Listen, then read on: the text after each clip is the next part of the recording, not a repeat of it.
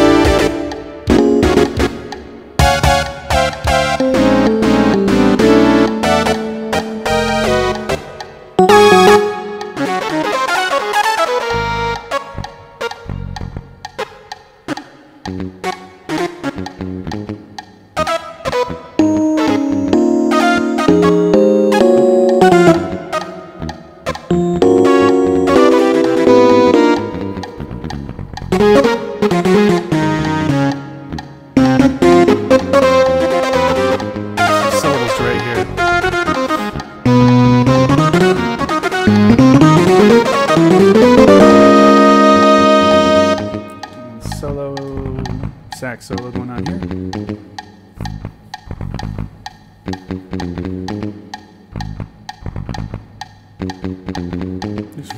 There's much more regularity to this bass pattern than Michael League really plays with in the original recording, or is it Tim LaFave on the Noah chart? But something that we can do to learn a figure. Okay, good. This is going to be the vocal development here. We do something that's derived in some manner from what else is going on the chart. Maybe include the bass. Definitely the drums, I think, grooving along with is kind of requisite here. So this happens for about this long.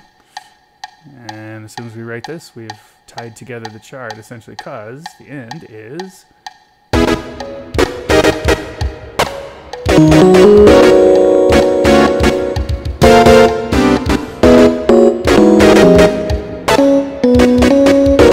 morning, Mateo.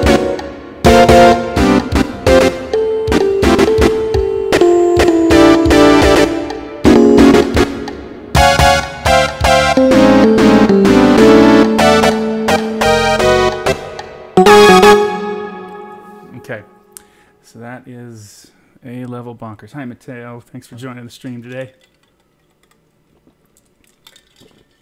Let's see what we can do. First of all, let me write those syllables. So coming out of...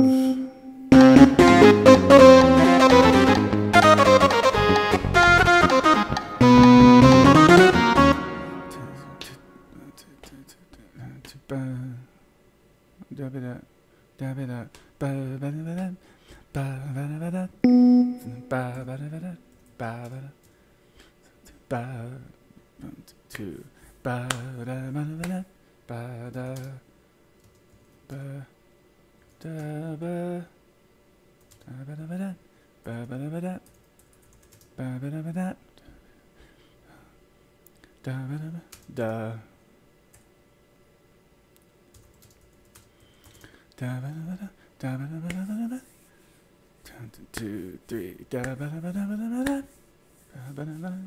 It swings like that. Yeah, just. It's not that brainy necessarily, just what works.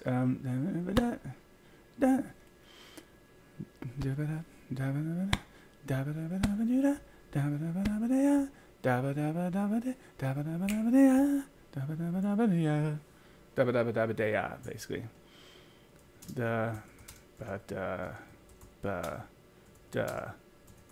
Day. Yeah. Big chord. And then we're looking at something to get us out of the solo section, which is, this is generally thought to be sort of A flat 7 sus stuff here. And then we're going to do something with development. I don't know what the development's going to be yet. But just imagining the solo tearing up, you know, a bunch of 16th notes.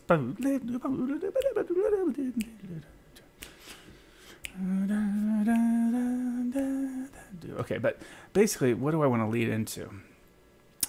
Want to decide which thing to play off of. Do we play off of the I remember? So that's going to come right after this section. I believe, yeah. No, yeah. I remember those words I said. So that's going to come right after this section. So I don't know. It's possible that we could do 16 bars of I remember variation.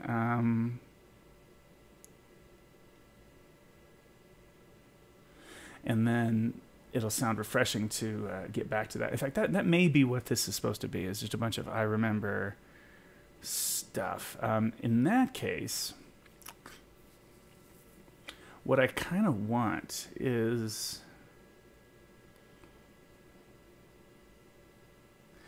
Yeah, I think what I actually would want in this section, and this is going to seem crazy, but for the score... But I actually want a separate soprano, alto, tenor, bass, and I want to be able to write some 4-part,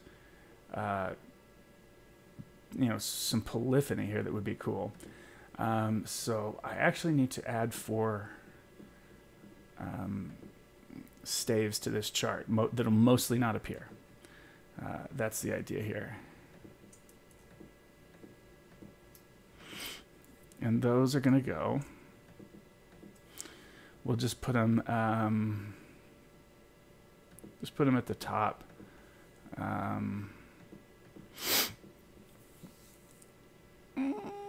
Yeah, because the solo won't even really be included here ultimately. And so, yeah. Get that out of there. Well, I guess I have to go to the beginning of the chart. But so you can see what I'm going to try to do. I'm going to try to do some I remember, and then and play with that a bit. Let me see if this reads it right. Good. Okay. So up to this point, tenors will have been reading bass clef the whole time. I guess it's going to be okay for them to switch modes here. Okay. So let's say the bass is going to... yeah, it's going to be an F. Let's leave it in A flat because we've been grooving on that long enough with on this breakdown. So the bass will be...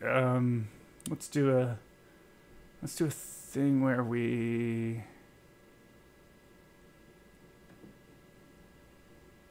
do a focus on staves move here. I want that one, and I just want bass. Drums, I know we're just grooving this whole time, so focus on staves for the moment, and then we'll just work on this. So into this.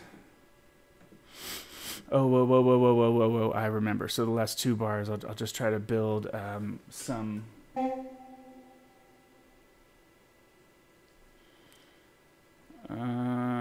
I think I'll start with the 4 parts.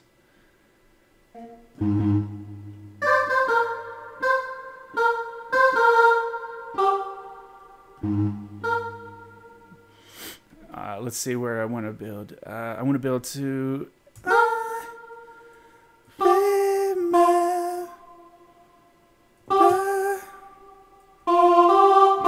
and I'll have second sopranos.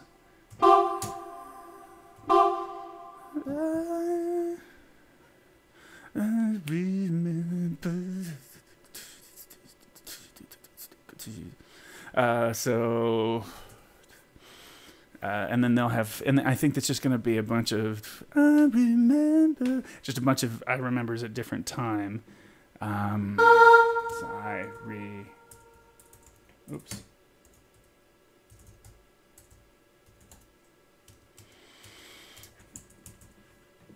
And then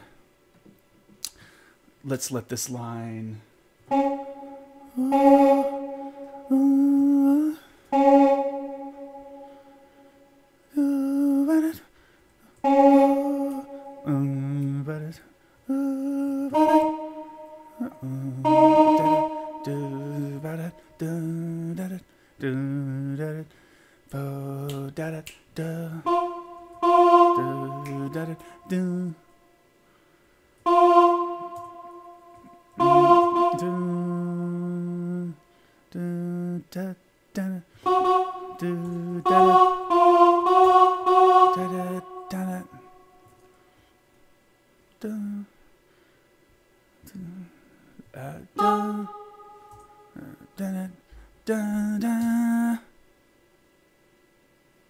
Okay, let's go B flat first. I'm actually gonna build this all around A flat sus. And then we're gonna abandon that by the time we get here.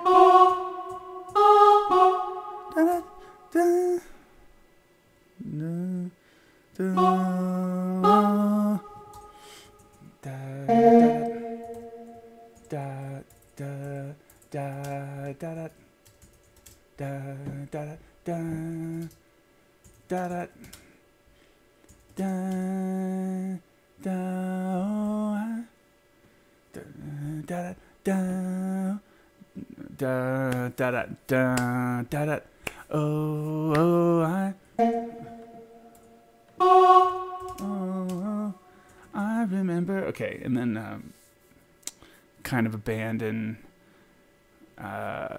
normal, our sort of our sense of this dominant, altered dominant harmony here. So these are all going to drop out.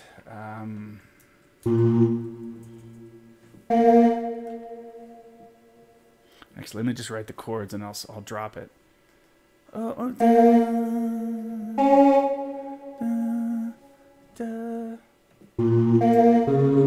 is da da da.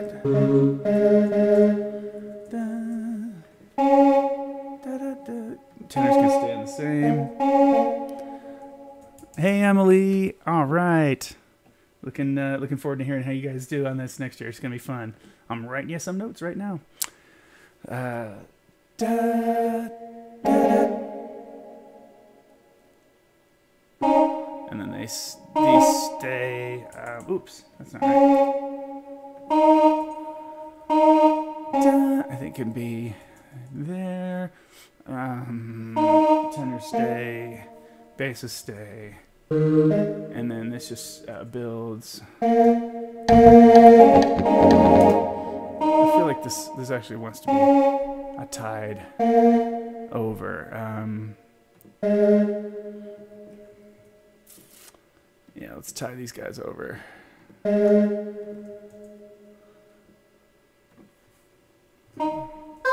Oops. Oops, oops, oops, oops, oops, oops. Ah.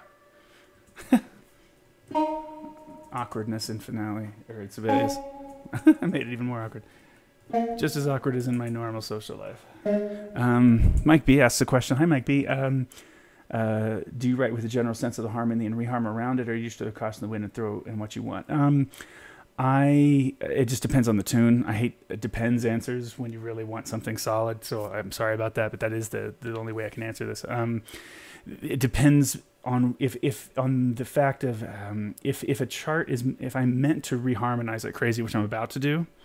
So well, not necessarily reharm like crazy. Just write some ideas that they just sound good to the ears, really free of convention, because this is such a modal chart. But the original in this one is so modal, I don't really need to reharmonize at all, essentially. I just leave it kind of cool the way it is, you know, transcribing from the original and using, and in this case, Lewis was gracious enough to send me his lead sheet on this tune, so I was able to go with what they do and then combine it with what Snarky does. So in this case, I'm really just kind of keeping, this is not a caution to the wind in most of the chart, but this next section is a caution to the wind. I'm going to, you know, just forget it and just write some cool stuff for the kids to sing.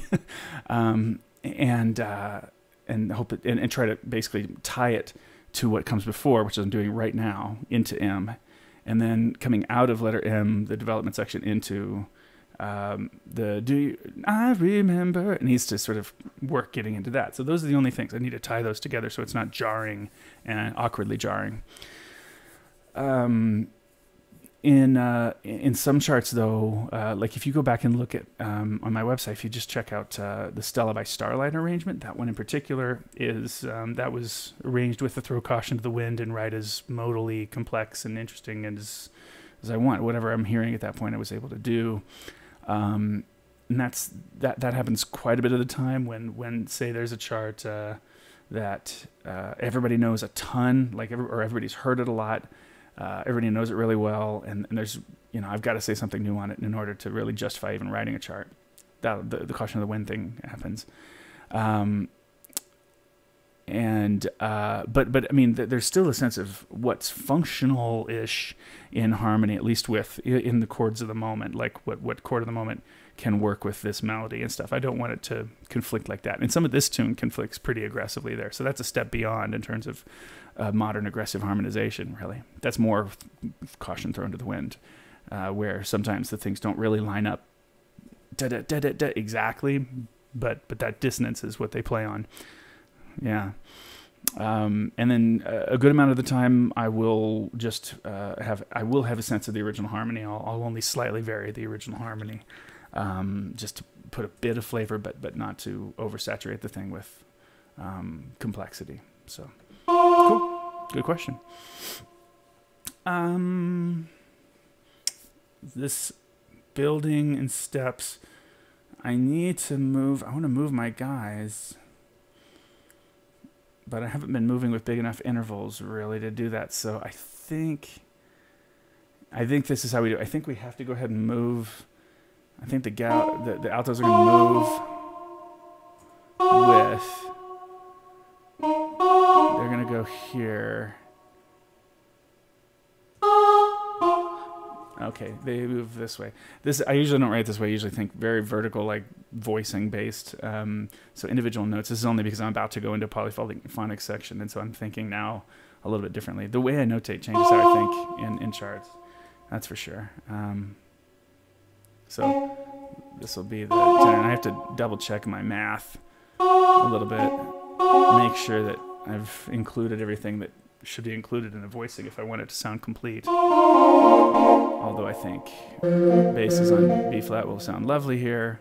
And then we're going to get to that.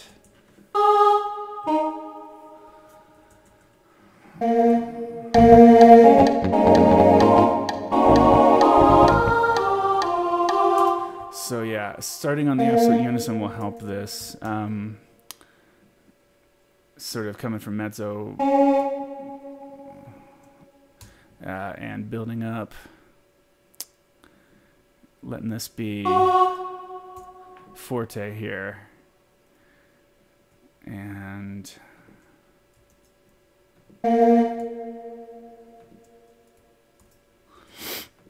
I haven't added dynamics to this yet, but this is particularly important, I think, for the ensemble to come out of the what's going to be a pretty crazy rhythm section texture in the soloing. Should be pretty chaotic at that point. Ooh, da da da, oh, and we drop off the sopranos with the drums and the bass. So.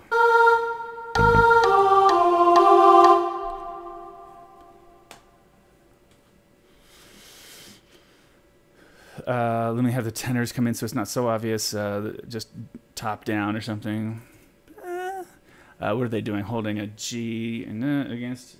I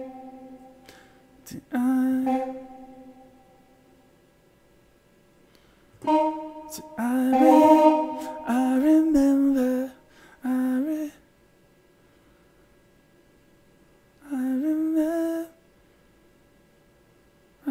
Let's try something a little aggressive. I remember. So that'll clash for a second, and we hold them a bit longer. Say,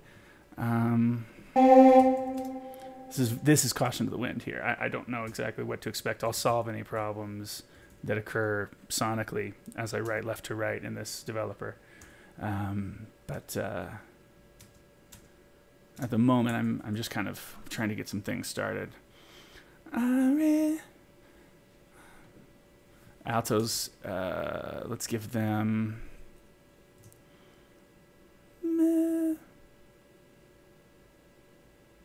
Let's have them cross over the guys. No, actually, that's not a good spot for them. Basses, I'm trying to compress the entrances just a little bit, but actually maybe everybody should have a bar.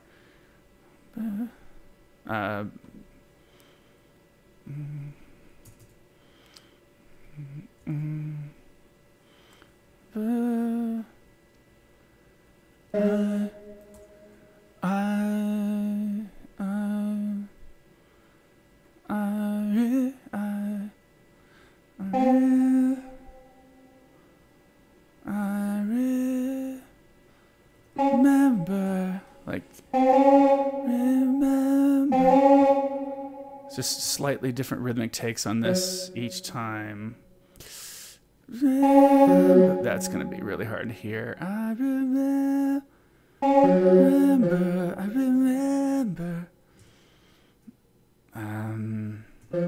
Hold that out.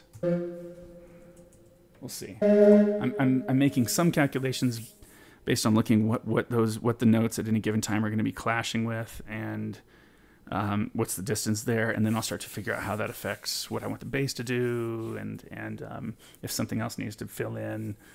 But I think this is essentially going to be the concept that we go with here. The I remember echoes.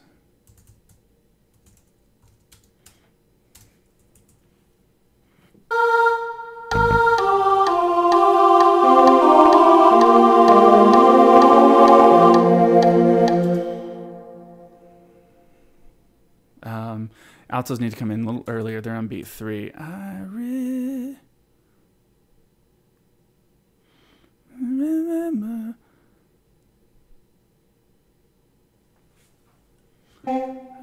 Yeah, this is I remember.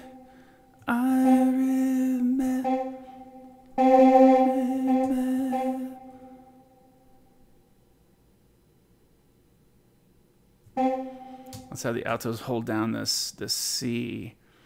Remember.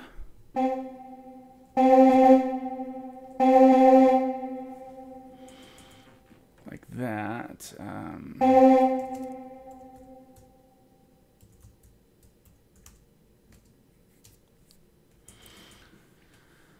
What has that done?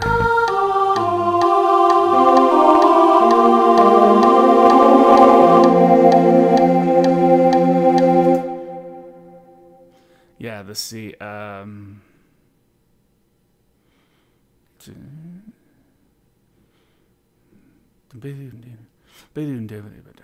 Let's see.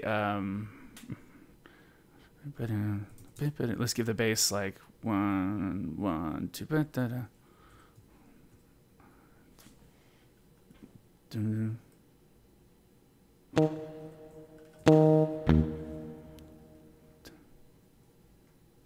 1, 2, 1, 2.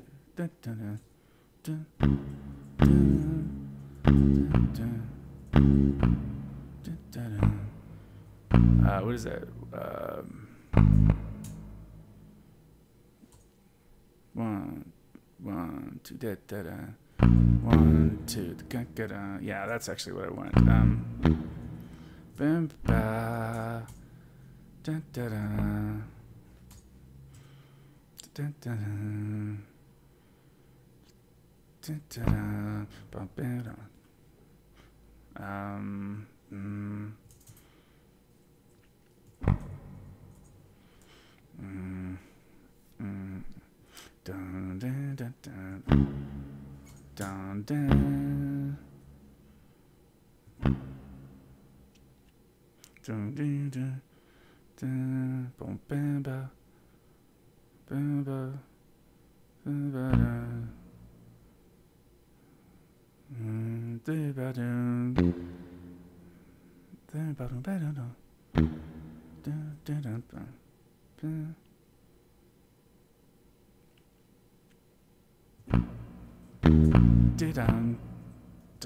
Let's just go to F here, which is a sometime. It's a sometimes like secondary spot for the bass. So just giving them a line again that doesn't seem like it's gonna brutally clash in terms of jazz harmonic conventions with what's happening here. So just building left to right.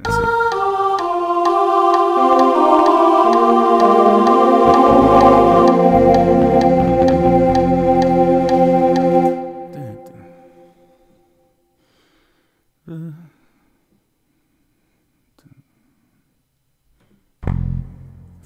let's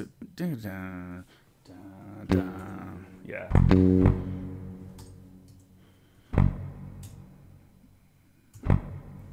I'll let that sit.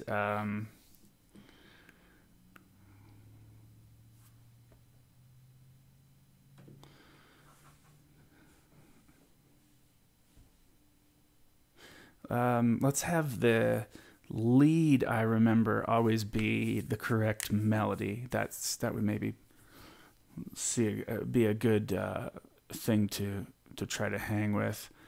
1, 2, 1, 2, I remember. And then what other key?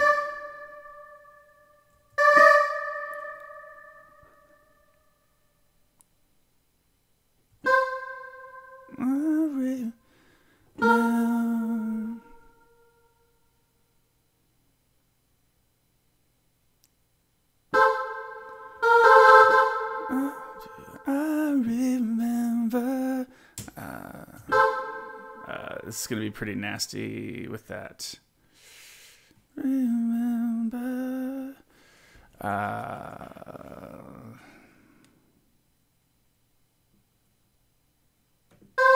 Actually, let's do a similar.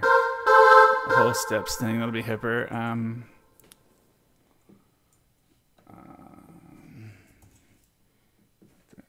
The lyric on it over here.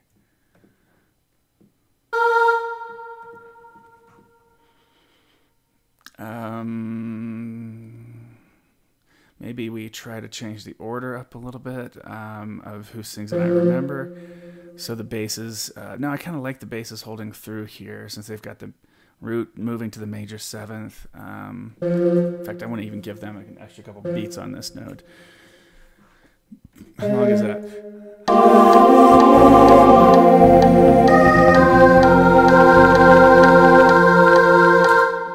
Yeah. So tenors next, maybe. No, tenors were already next. One.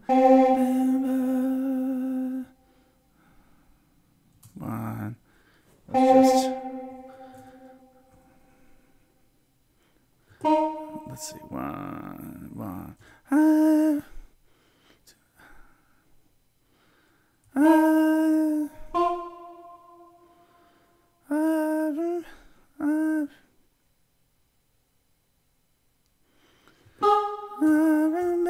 Wonder how this will sound. Oh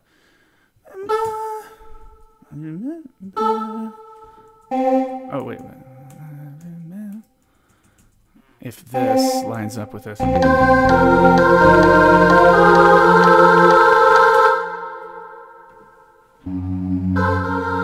Yeah, that's appropriately wonky, especially have a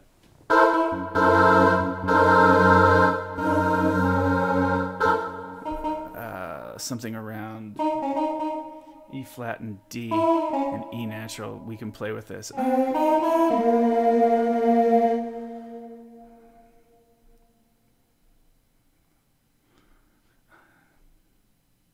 Let's let this sit for a little bit. Tenors react.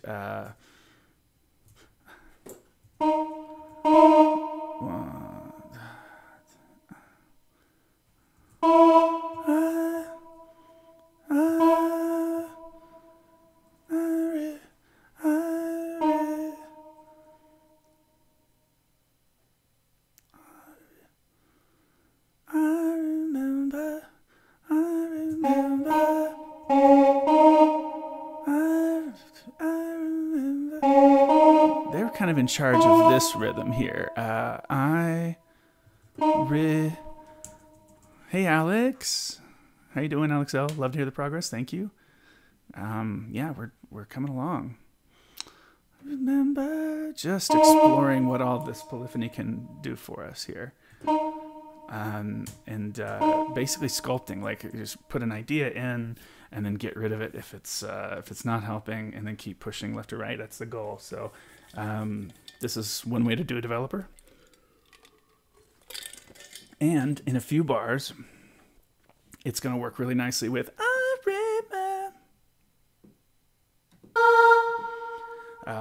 and so we're not in the same key ever with this.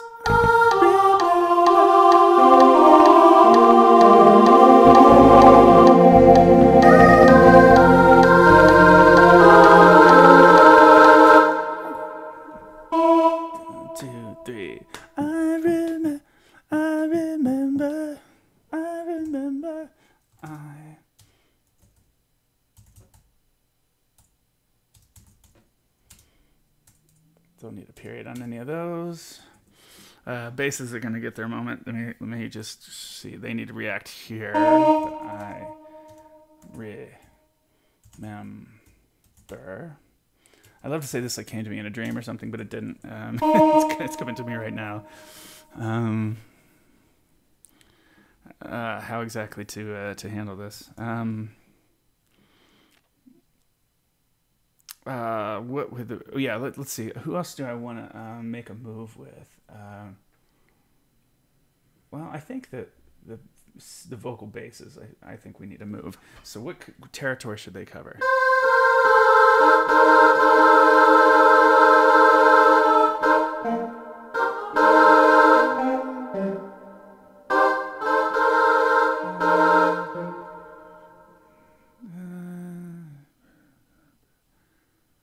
I remember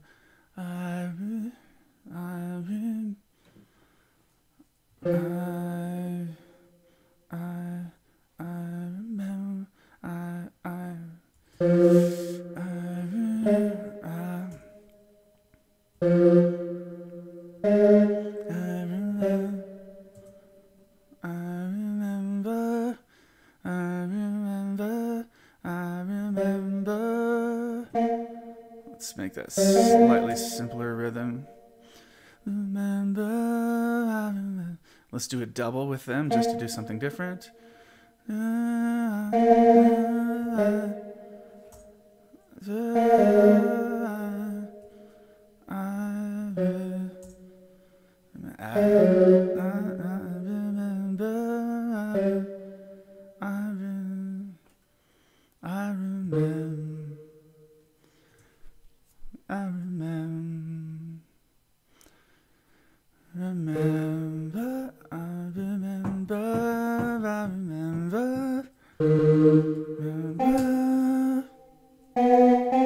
It's a high note for them, so let's not hold it too long. Remember.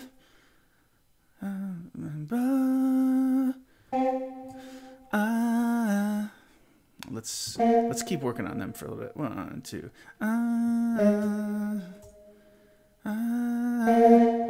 Let's change the modal place here a little.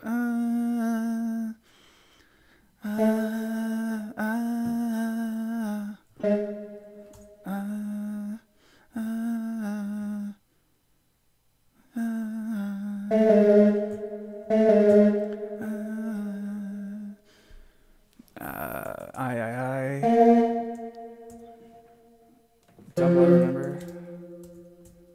I mean, you can see how many arbitrary decisions get made at this stage. Granting for the possibility of fixing things later, but also knowing that I can kind of work around these decisions in the process and just go with where my ear takes me if I listen left to right. At least that's going to work for me, I think, this time.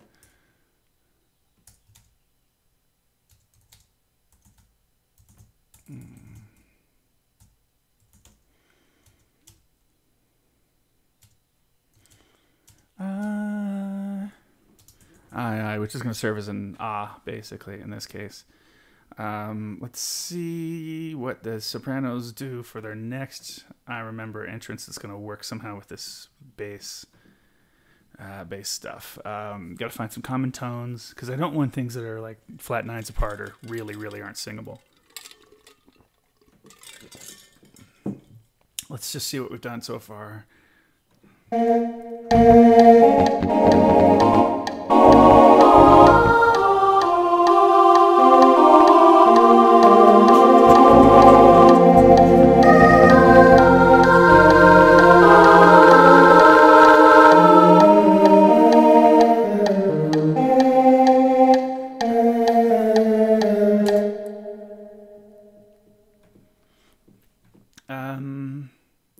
Sopranos went up a fourth before.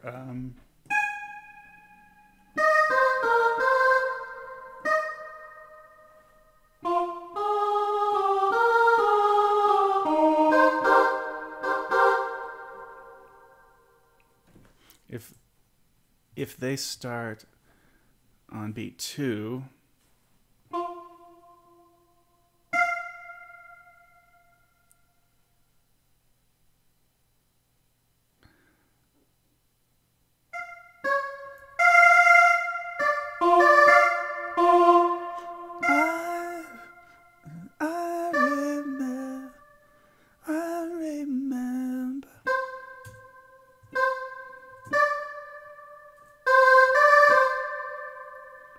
It'd be kind of like what we've done so far. Let's see if that works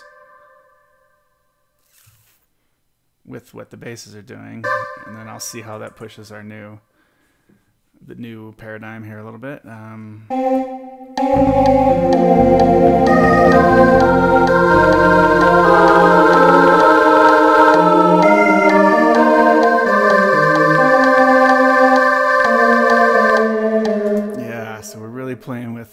Playing with the harmony here.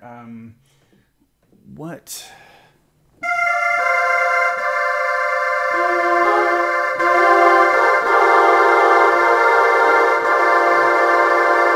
Up to this point, except it's going to change at the end of that third bar, but this looks like E flat.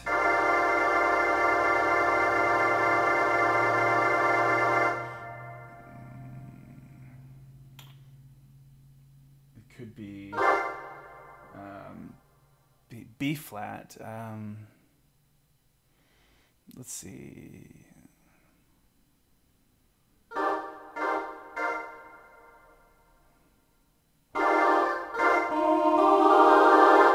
Could be F Dorian, but that's where they start. I think E flat is my best. 2, 3, 4. Let's see. So I think 1, 2.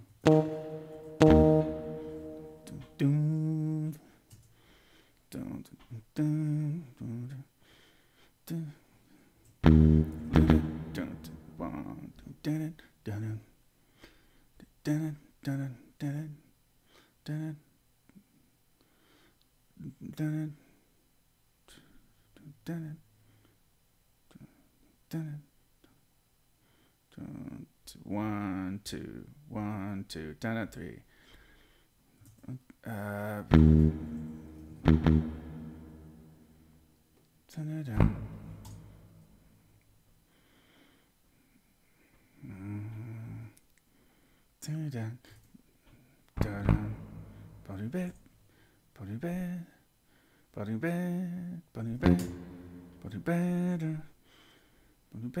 Let's let that sit for a bar, or not for a bar.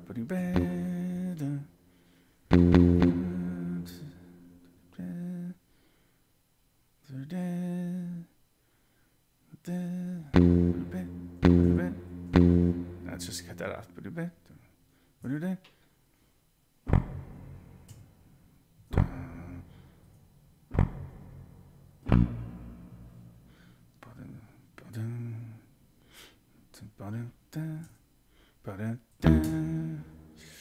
Let's see. Yeah, that works okay. No drop D here. Oh, undo. I just wrote all that stuff. Okay, there you go. So another kind of funky but sort of random line for the bass to play. Let's fill in a few things and keep moving forward.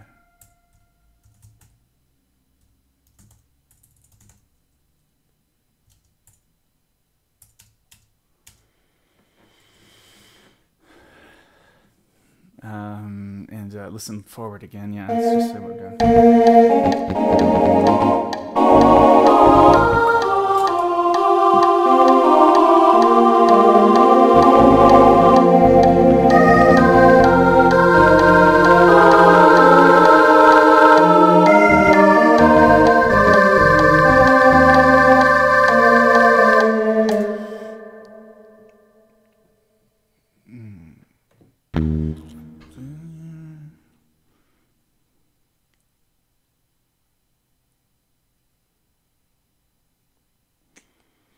So I'm winding all around, eventually got to get to F. I just spent a second at F here, but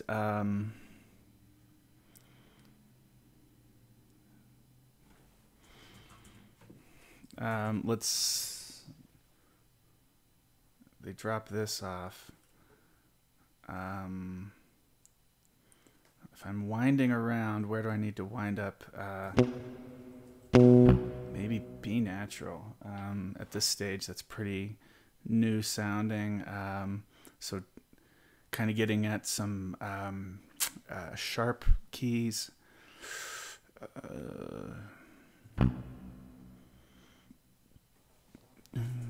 Let's see. 2, 1, 2, 3, 4, 2, just a lot of surprises basically in this section. That's where we're going now. I need to decide what tenors and altos might be doing in this section that could influence us a little bit further.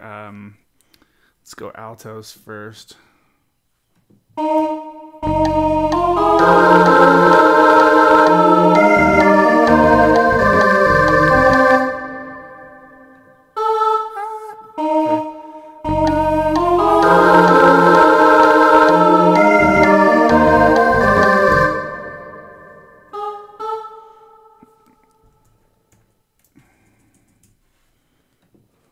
Let's see. Oops.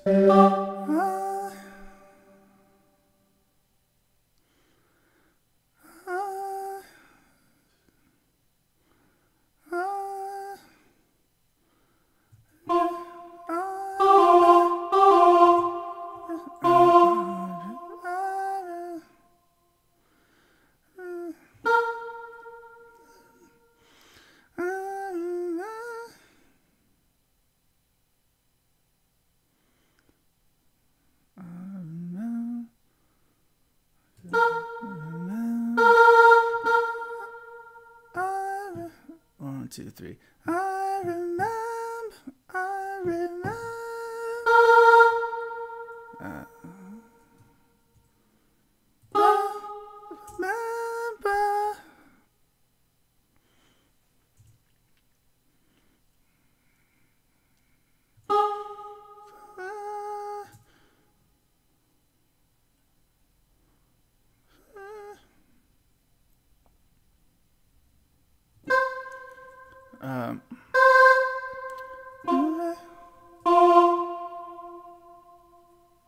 Let's see.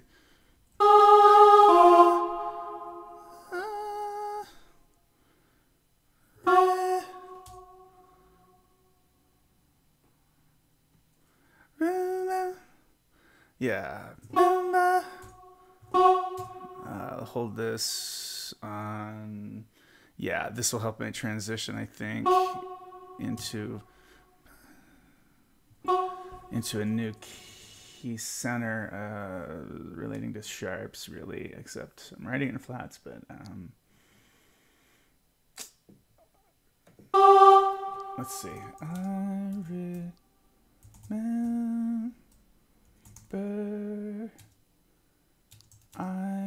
I remember, and this is, yeah, where I start to change this up. Remember.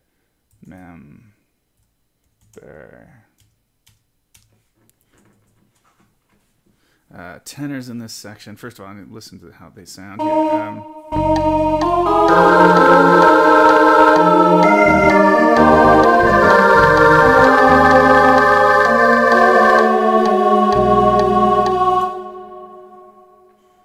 At least around here,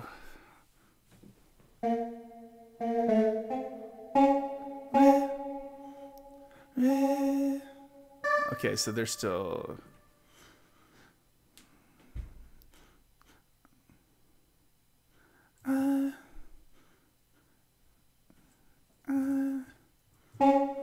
I don't know what the tenors are going to do in those intervening two bars, but I'll figure that out. I remember.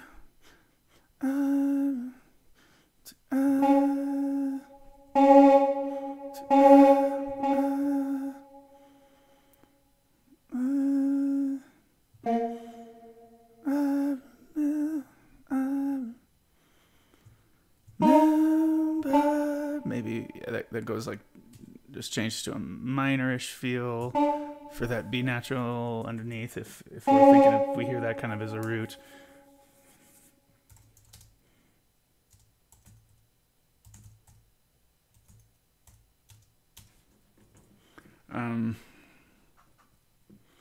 There's one more thing to add in here in the tenors. Let's see what happens.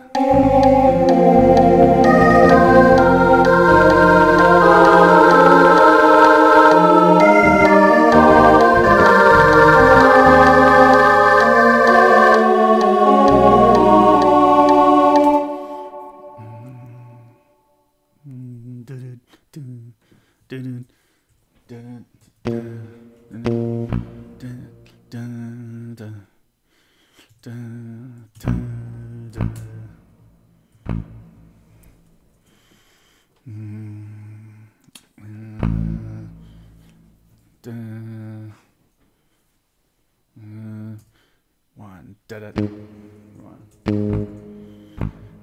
da da, da da, da da, da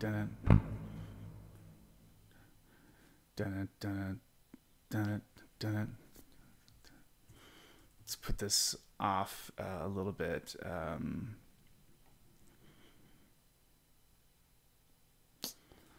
oh, I think we need this, but we need that transition into this section. So I'm going to go out of focus on staves for a second before I finish this and get to the stage where happens.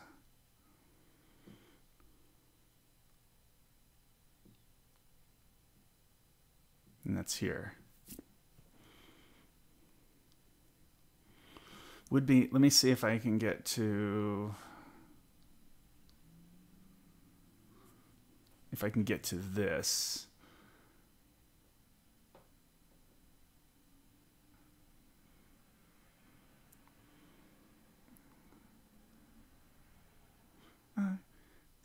I can't forget.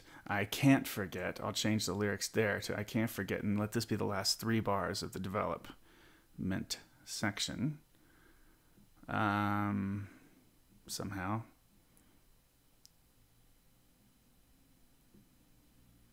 Which actually I haven't written yet, so that might work anyway.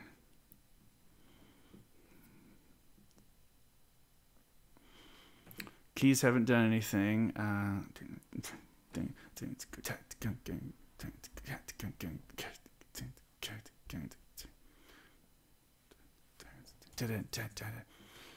Yeah, so that this does all that. So can't forget, and I'll just say can't forget.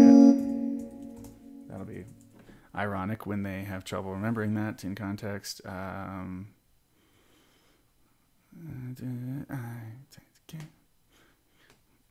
So I need to get them close to that. I'll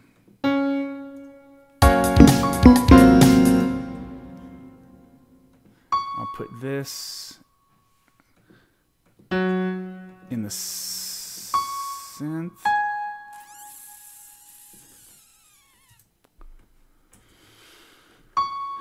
I think we don't need any. I think all of this can be 1. We don't need any of 2. Layer 2 here, that is. We can get this and let done it.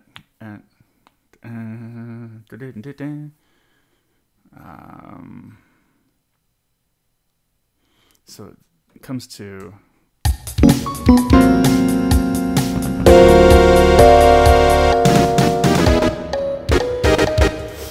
Okay, we get back to that. From that, good. I remember. I can't. Something. And then let's get to. Let's just find a way to make this work, to where.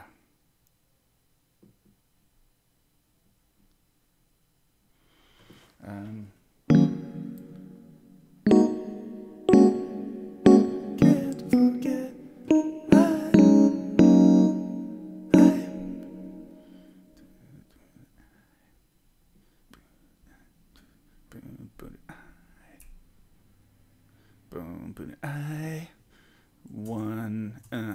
I want to pop. I can't forget. 1, 2.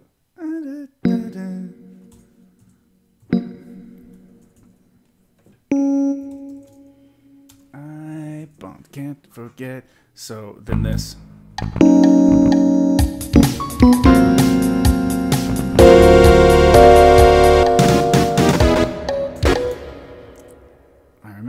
I can't forget. Okay, so that works rhetorically. And then I just need one more. I need to put in one more bar here if I'm going with a 16 bar feel. Here is how, let's see, here's how everything rolls at this point from the vocal backgrounds going forward.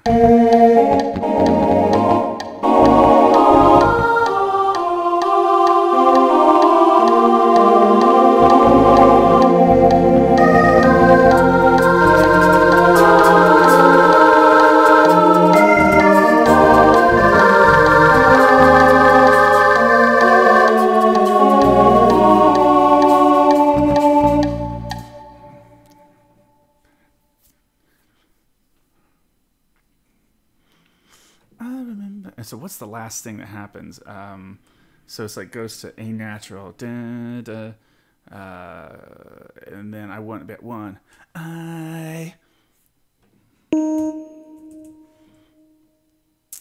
Gonna do that as a big crescendo. I'm gonna go back to focusing on staves for a minute.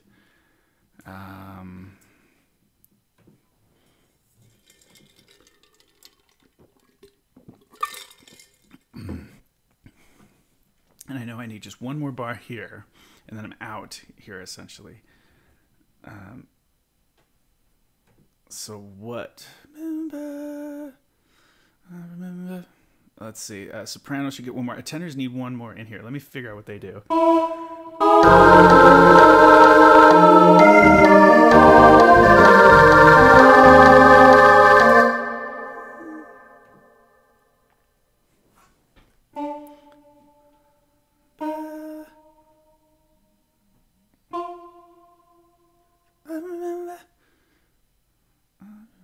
One, two. On D, we could just cover, or an F, we could cover 1, 2. I remember. I remember. Yeah, let's give them like a cool epic line to sing across here. And it should clash with altos.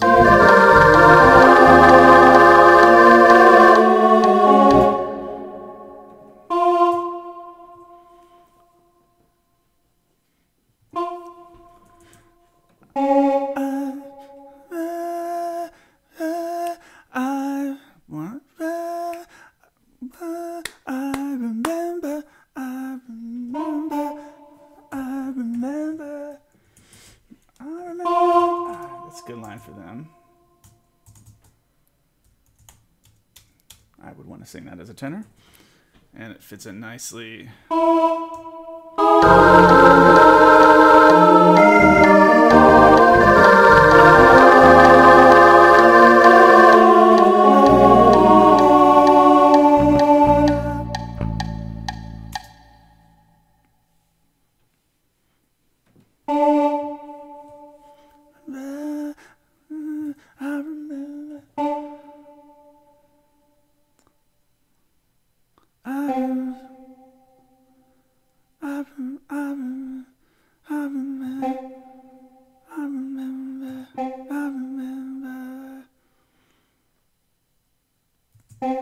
Tenors, you get the last, you're the first ones to enter into the last bar, which is significant in this kind of writing in that, at least the way I'm doing it, it sets them up to sort of, I mean, everything has to revolve around them a little bit more than it would otherwise if they were last in, which they were on. I remember. Sopranos, we've only done 3 phrases so far of.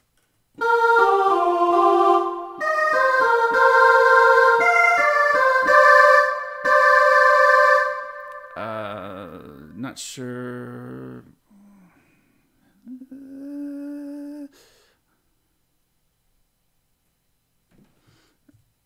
We could cut them off a little early and get them in on another downbeat.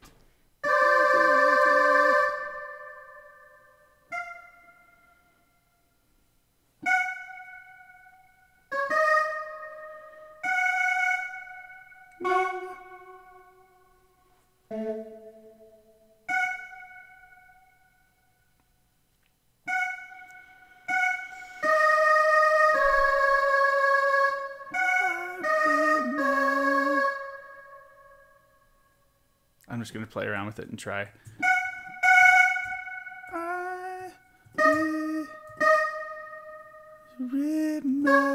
So I'm messing with their rhythm a little bit. Remember, I remember. That helps avoid the clash with the tenors that I moved down there already. Remember.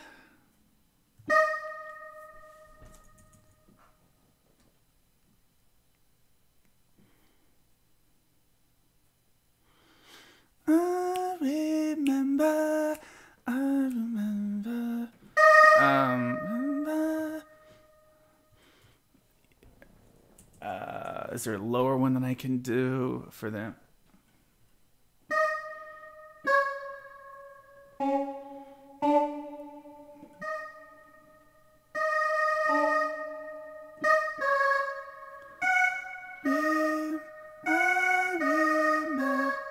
Oh no, that doesn't avoid their clash. Actually, it makes it worse.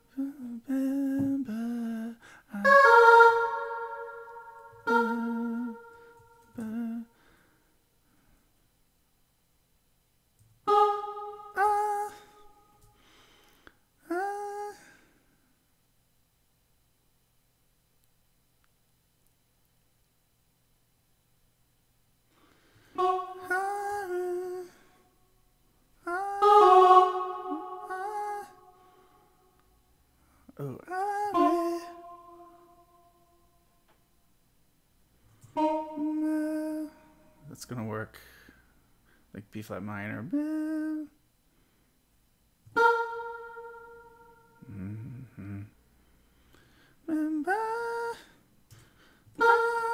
And then let me just see. I just have to try this first. This is not a real common strategy for me writing wise. It's how I tend to write polyphony. It's a little bit how I tend to write polyphony, but not with this much freedom. So it's definitely daunting.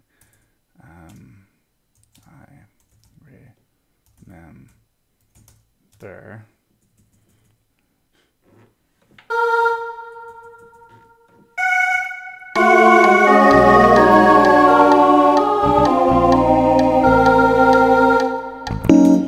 Oh no.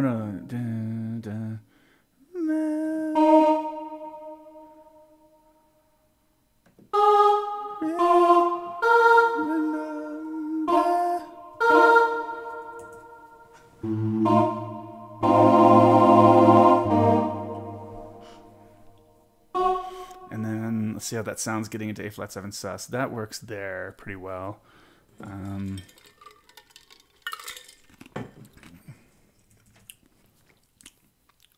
And then basses need something getting out of this. So what can they do that's complementary? Again, I'm going to listen to the whole thing, see how it developed from the beginning.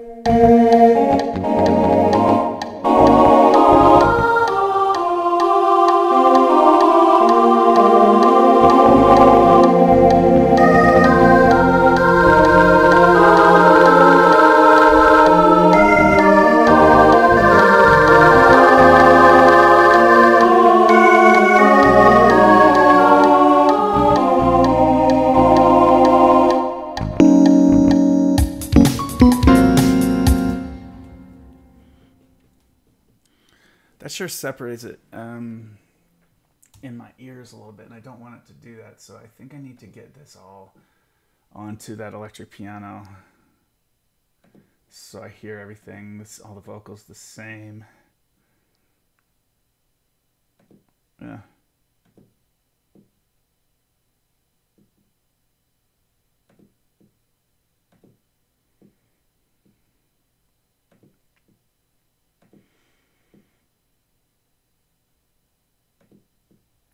Let me listen to it again with that in context.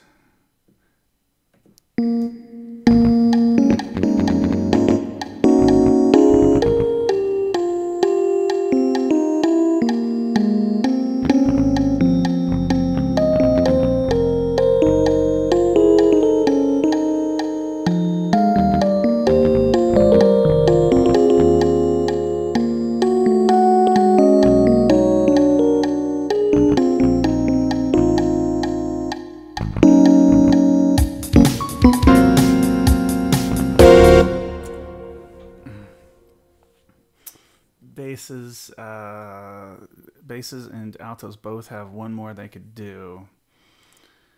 We're in sort of B minor major 7 territory for a second here. With that, and then it kind of changes. B-ish territory and what's not been covered. Let me go to the altos. Since they're slightly crunched with the into the tenors a little bit. Might have to get clustery.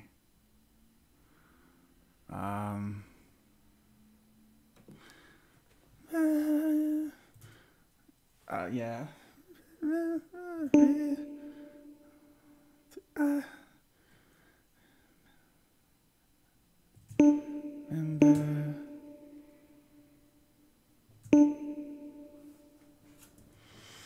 Let's just try them on this.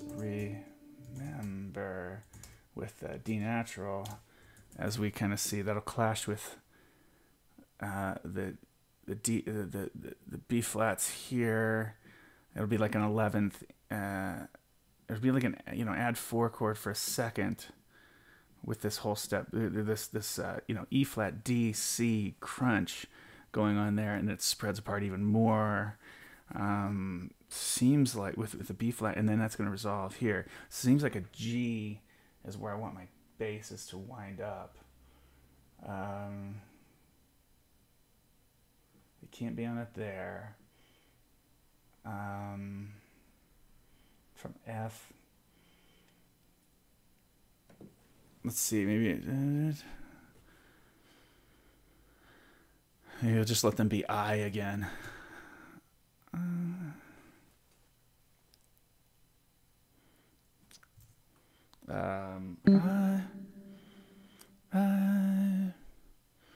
Well, it's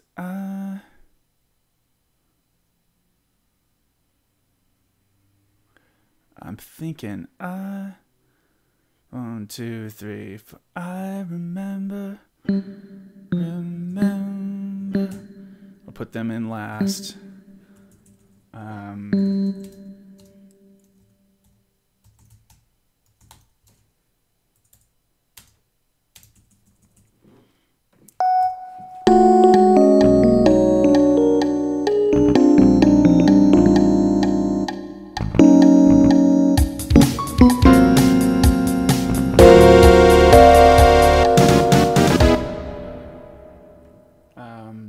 Focusing on staves.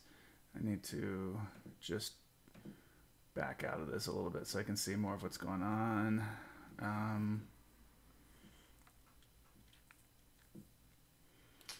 So imagine coming out of this soli. Imagine the soli. So here's some backgrounds on the soli.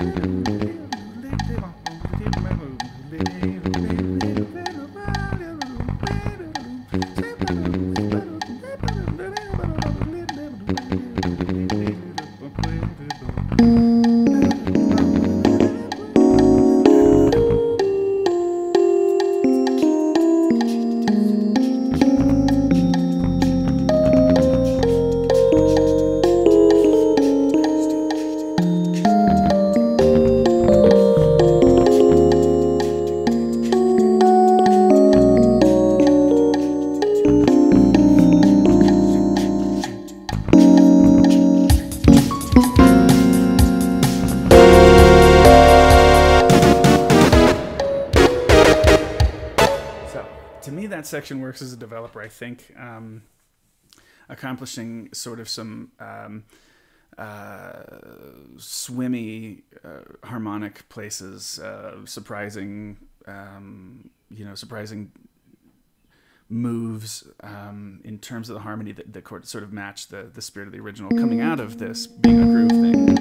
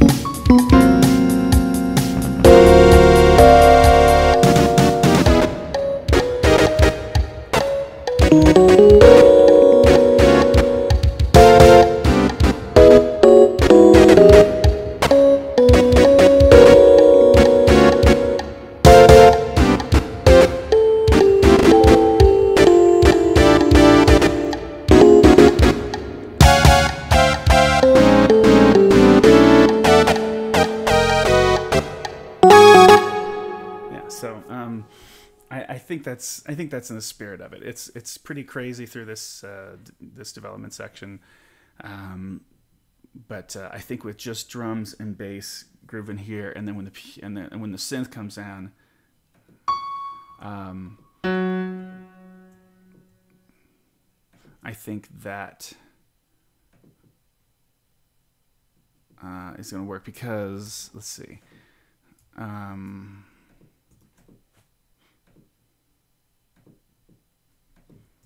Just take what they, oh yeah, and do something else. Take what they played in piano before and just put it there. Now, what was were they just comping piano?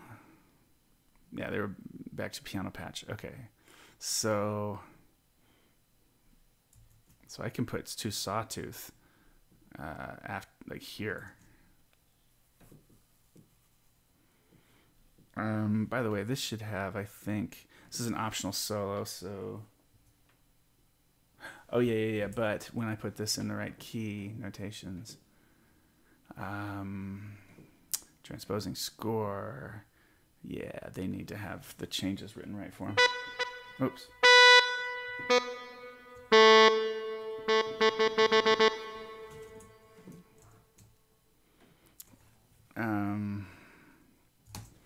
Nope, dummy. Boom. No. We are doing... Whoa. Oh, I see.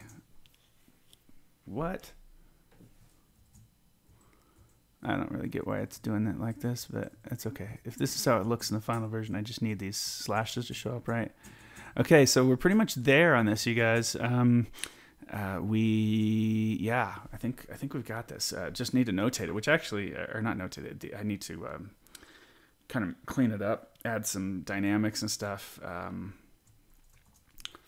and I might let these guys know vocal backgrounds in, BGVs in. I'll just say background vocals in. Maybe BG Vox. Oops, BG Vox in might read a little bit better.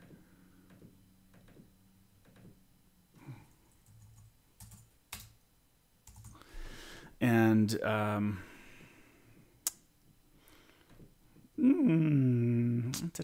yeah, I just put some dynamics, and then so I actually think I'll do the dynamics now. It's a little bonkers the way I've got this. Now that I can see this, the score has this in it the entire time, but I can get rid of that. Solo does, I can get rid of that. The soprano and tenors solos, I can get rid of them when I don't need them. And I can get rid of my alternate pianos, but really this has just been for playback purposes.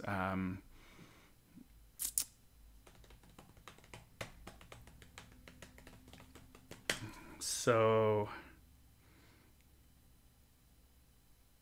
I'm thinking about what I might do is I might quickly render this. I don't know.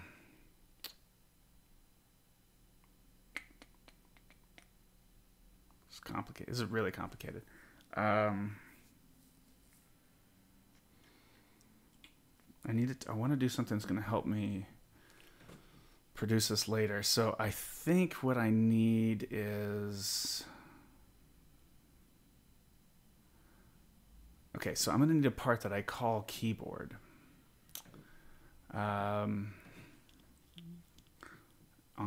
That's its own part. Keyboards. Why not? Why keyboards? I just want one. Well, I'll change the name of it. Oops. You go there. Add to score. It's fine to throw it at the bottom. So this actually will be the thing that gets, that makes it, that's actually printed.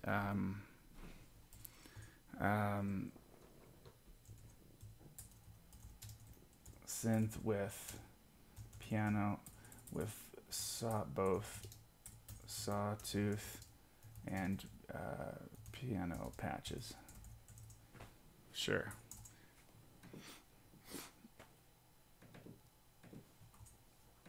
I don't know. And sawtooth and piano patches and make it look a little better. And okay, something like that. And then I can copy all this into that.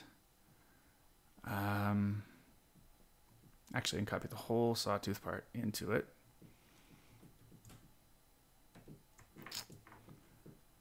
Into that part. Go ahead and mark that it starts with the sawtooth. Sawtooth. And then take the piano part. And so what I will do is I won't use this at all for MIDI playback. In fact, when I do this, I should get rid of keyboard. Keyboard just be muted here. And part of that is I need something to help me record this. So to piano patch, that's fine. And I move this down. All these little sections where I have some piano notated. Got to move that down. And yes, to sawtooth patch right away. Okay, good. That's in. And so the other piano spots, I need to move down. Here's another. You really want to.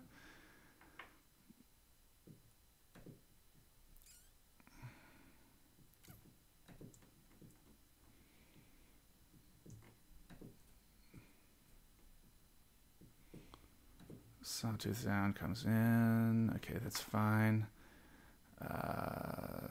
This now, I no longer need all that, but I do want the D7 alt over this, which is not indicating there. So that's what's supposed to be printed. Sawtooth sound, sawtooth patch.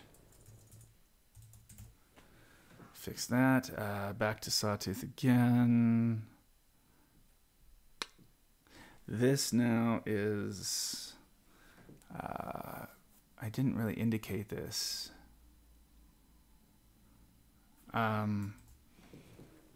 Left hand comping if possible / desired. Maybe I'll save that and make that small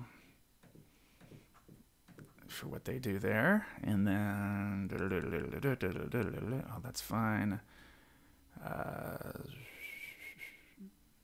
And now 2 piano patch funky comping. Good. Actually, this shouldn't be so small. It's been larger in other places.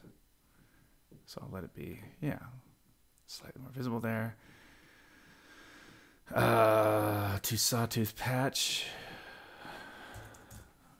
Again, patch makes more sense, I guess.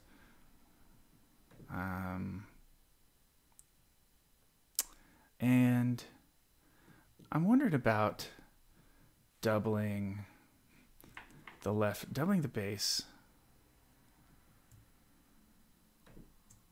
Yeah, I think I'll double the bass to reinforce this a bit with that keyboard. Now here it means I need to put it up here. No, wrong. I need to put it up here, not in the piano. So yeah, I'll let that synth double that figure there, and we should hear more of a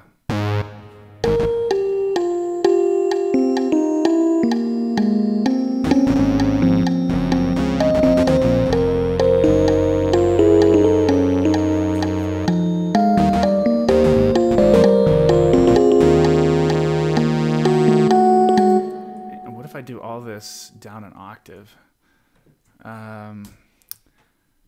Octave down. Let's see if that sounds better. I think it will, actually. It's a little too present. Yeah, it's pretty growly.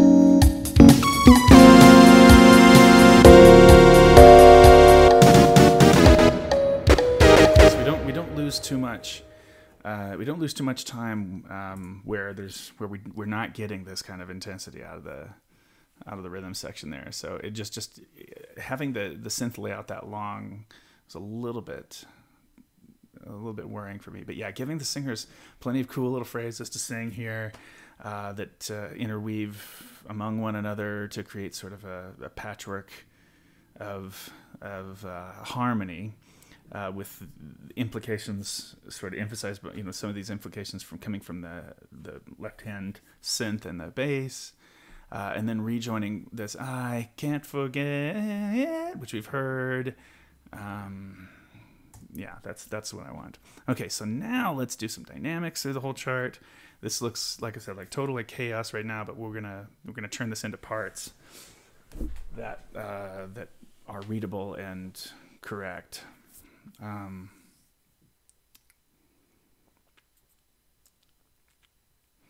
So, I mean, with this, I go back to the original recording again, and just kind of, I mean, it's pretty big the whole time, but where does it come down and stuff like that?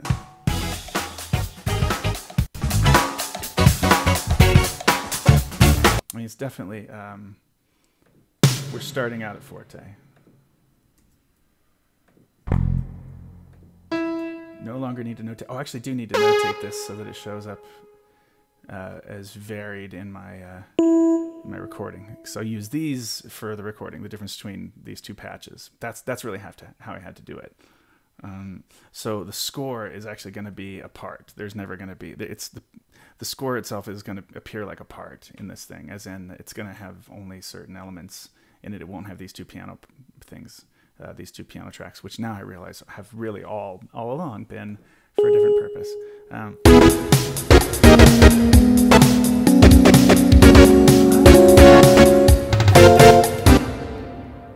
And let's really let them know that we want them to accent the heck out of this with some house tops.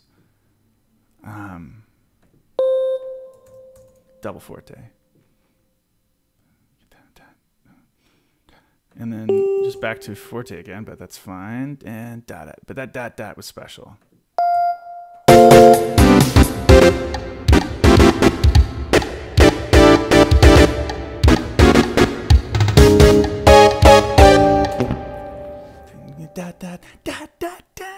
So these once again are going to be emphasized quite a bit. And double forte here again.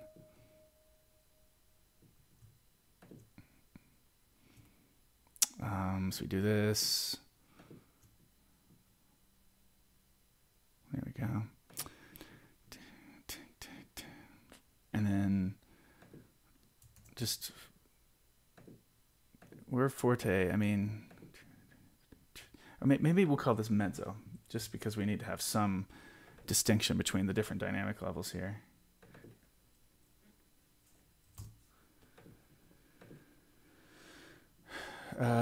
Say it, yell it, scream. I mean, this kind of feels more Even, I mean, I don't want you to disappear, but it feels more mezzo forte. Bow. Okay, now these are loud when they happen, actually. So back to forte at least.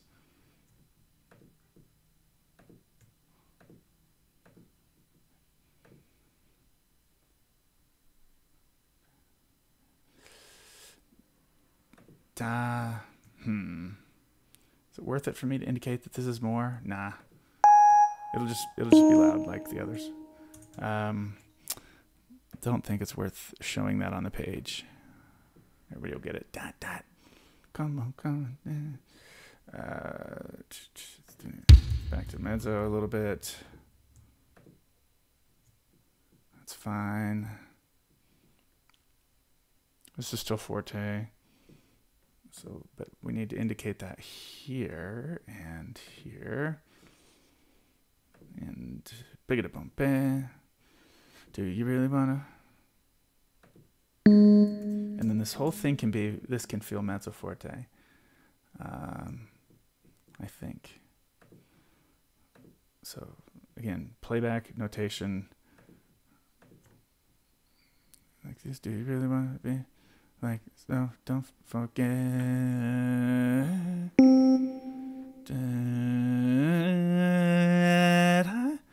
Is it a double crescendo? Not really. Let's just let it crescendo to forte here. And it'll appear as forte there.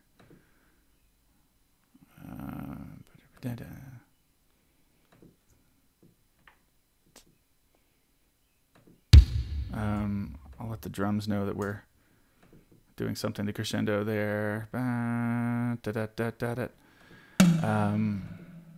mean, can I just put accents on all of these or something to I mean, I think that's enough. So this is all forte here. I don't need to indicate that, I don't think. She might need to know that she's a forte.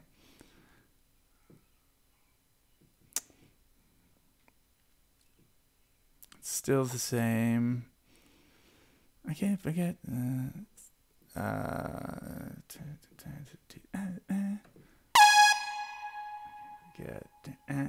Down.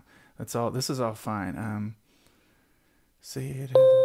Okay, so I'll start this at mezzo forte. Say it as a. Say it as a whisper, as a dripping. As a dripping bomb, dropping bomb, dropping bomb, and you can't. Let's just crescendo this to forte at you can't hear it.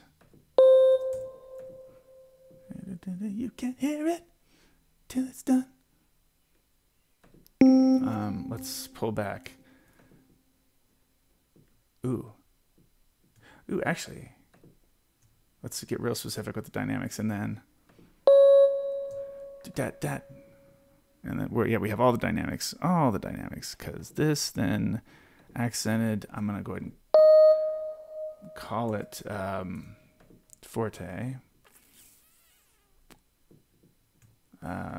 Put that on it. Make sure we know that's where we are here.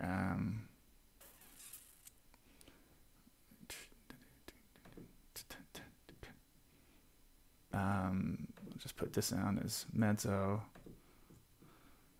And get it mezzo here. Come on now. This is mezzo piano.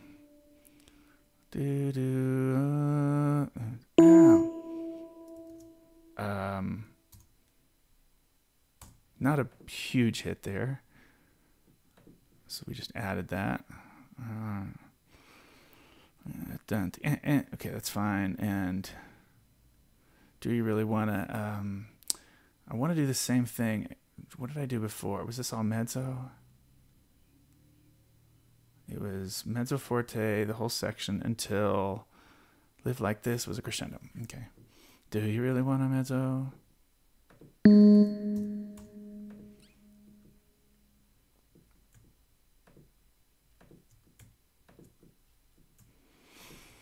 Okay.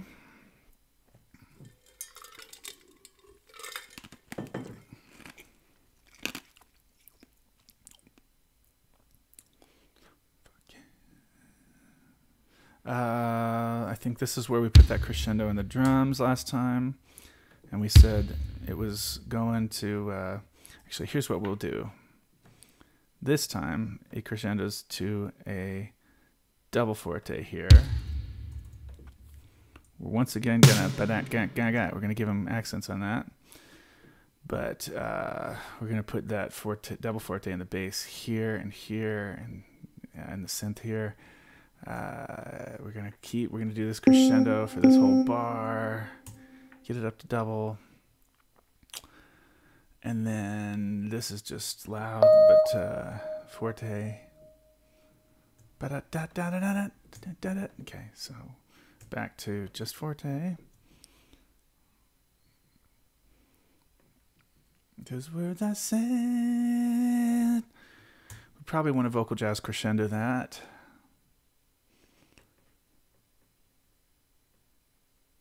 Yeah, to counter the descending line here. That's mezzo forte for them as a background figure. Those words I said. Dot, dot. That's strong.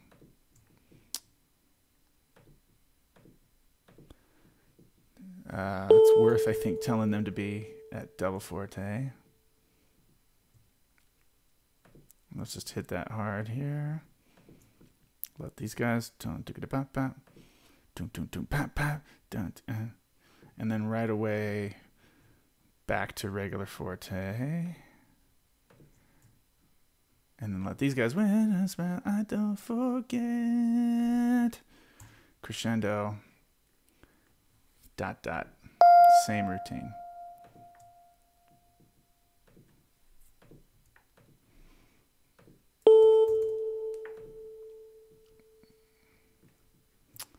And give them all the hits. Put that like where the fill is. And just, I'm going to just restart the new section at forte for everybody.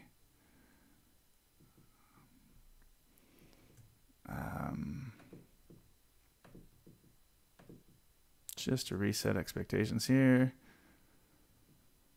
I can't. Do we crescendo this? I can't forget.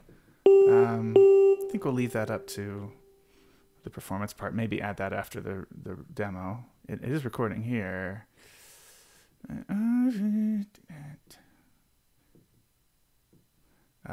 going to give this a marking of double forte in these parts.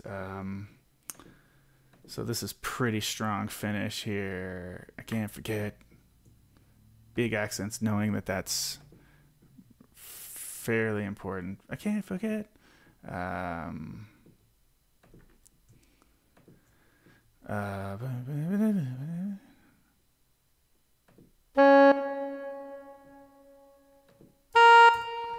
just going to call this, well, we'll call this mezzo, this section.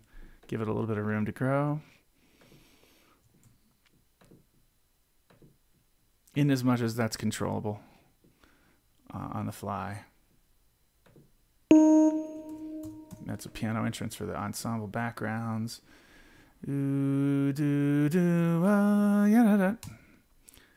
That crescendo should, it's pretty loud here, forte, I would think.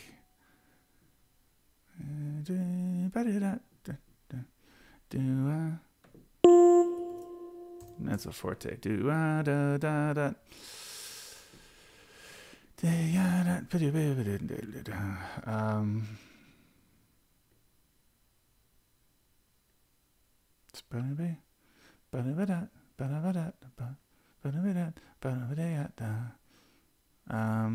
Let's leave that a little lighter. It's fine to go to forte there. Then let's start some dynamics here. Just mezzo forte for this first phrase. Let's crescendo up to what we call a forte. And then I'm not really going to say much to the rhythm section on this. They're not going to have a ton of control over their dynamics, but the vocals can make those happen. And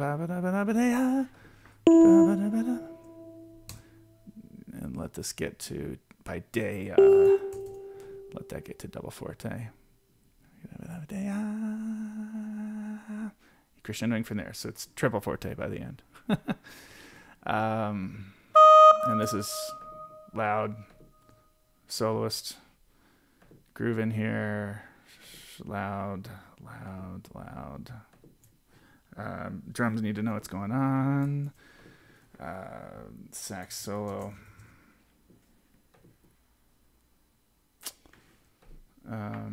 What do they need to know here? Continue front groove.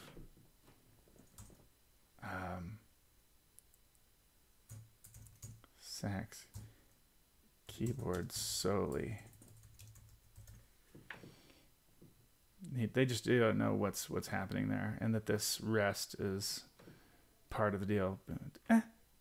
So boom get, and they should come in right on 3. No dynamic shifts really through here. We're just grooving. We're grooving. Background vocals come in. I did already make a move there.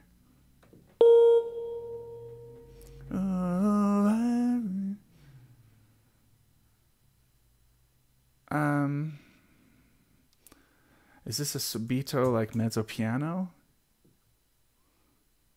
I wonder if that's what we'll do. I think so. I think we'll come back. And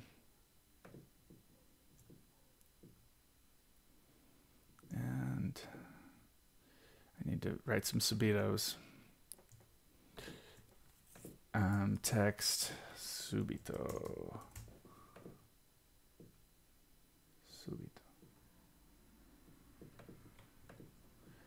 And with an italics, and give everybody their own subito, and then I'll make it look good, hopefully, in a second. Not subito there, but subito there. Oops. Subito. Okay. So I can move that, and I can move this, and make it look fairly okay. And this is not, doesn't matter how it looks, actually. I didn't mean to write there. The bass part, and you just pull this down, and subito MP. Cool.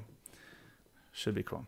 And then we let this build phrase by phrase. I remember.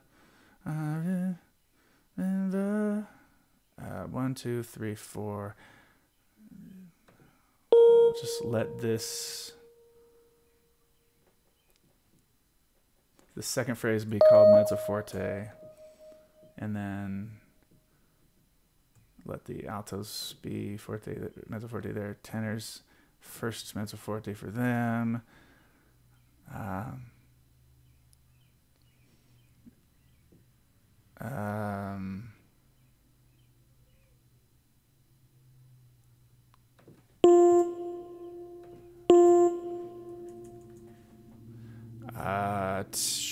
Tenors kind of have to be forte on this phrase. We're just going to call it tenors, the ones who are kind of leading us into forte there. I need to make some calls. We're going to call this a forte phrase. We're calling this, is there a mezzo forte? So we're going to just say by the third bar, you guys can know that we're at forte, or mezzo forte. And then you guys, let's see, 1, 2, 3, 4, 1, 2, 3, 4. Just going to make this a little more even for the drums so that they're there by this bar. Actually, let's change this. Let's get it to where it's just the end of this phrase that they push a little harder, or pluck a little harder, or something to make that go forte. And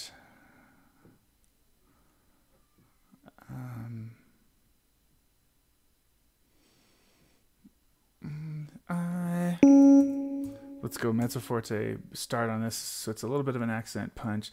I'll give them the accent actually. I can't forget, like that, and then we crescendo, and we're there.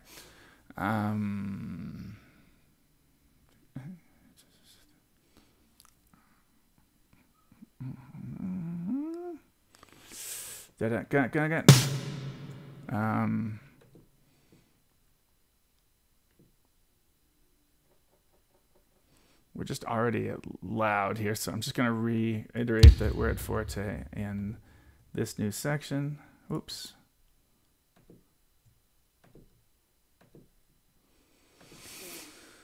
I remember. Oh yeah, this still starts low and then crescendos. Those words I said. Oops. That's the difference between writing an H for hairpin or G for apparently G sharp instead of all the notes I actually wanted.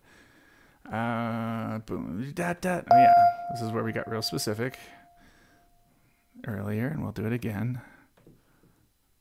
And we'll call this doble forte.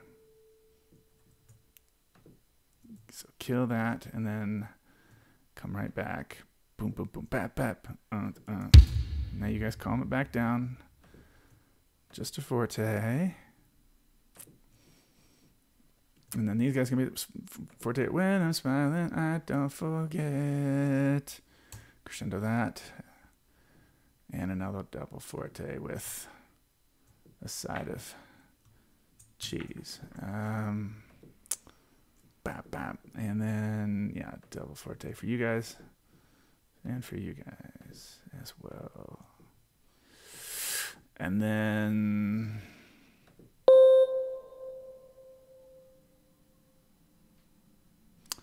I don't really feel like pulling these back so close to the end, but I just saved. Good. Forte. But you're sick of hearing me say that word. I'm sick of saying it. I'm almost done. I can't forget. Dun, dun, dun, dun, I remember. Okay, so all this, yeah. Let's call this the beginning of the double forte all the way to the end now for the band. I want to give these some accents.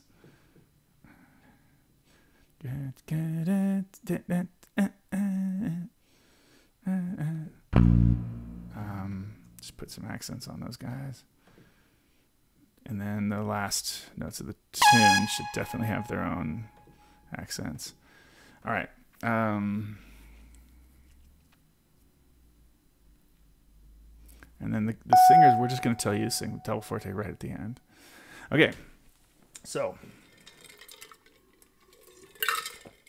next. Next up is putting these into charts, and we have some already kind of laid out here, but let's take a look first of all, the parts stage is interesting. So what we have to do is we have to get rid of things that aren't going to be their own parts. None of soprano, alto, tenor, bass will be their own parts. These piano parts, are we going to include those? Yeah, we're going to include those. No, not as parts, not as printed parts. So actually, I'll use them for the recording session, but yeah, I mean the recording stuff. But no, all that. These are not parts, so I get rid of them. Delete the selected parts. Yes, that is not a problem to do that. It stays within the chart. You don't lose it. It's the way it deals with parts is a little wonky. And then I'm going to have a new one. I'm going to say no to dynamic parts, and I'm going to create a new one that has all these parts. Okay, what do I need? I need the score, basically. So I need everything except the stuff that I'm only using for. So I'm not going to use these two piano tracks because those are really just now after I'm done with the thing. Those are just going to be used for recording. So this is actually the score. And when I go to like this view. What a fool believes. And yeah, it's the last chart I wrote in this template. So this is full score. And I just changed that title. So it doesn't have all those things. Let me work on that score first and get this done.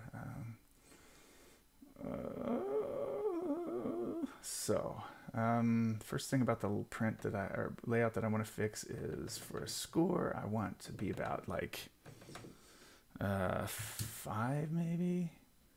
That might even be a little much for a score. I'll do 4mm staves. I need to eventually correct this, so let's do it. This is for I Remember. Commissioned by, hey, Foxborough, what's your group's name?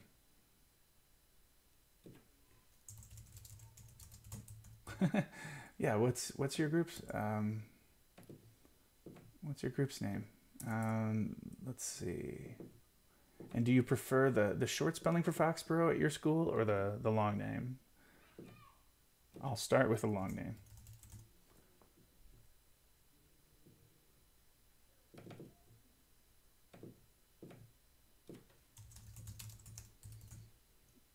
Brian Raymond is our director of this group. The words and music in this case are by Lewis Cole and Genevieve Artadi. You are, hey Brian, you are vocal jazz ensemble.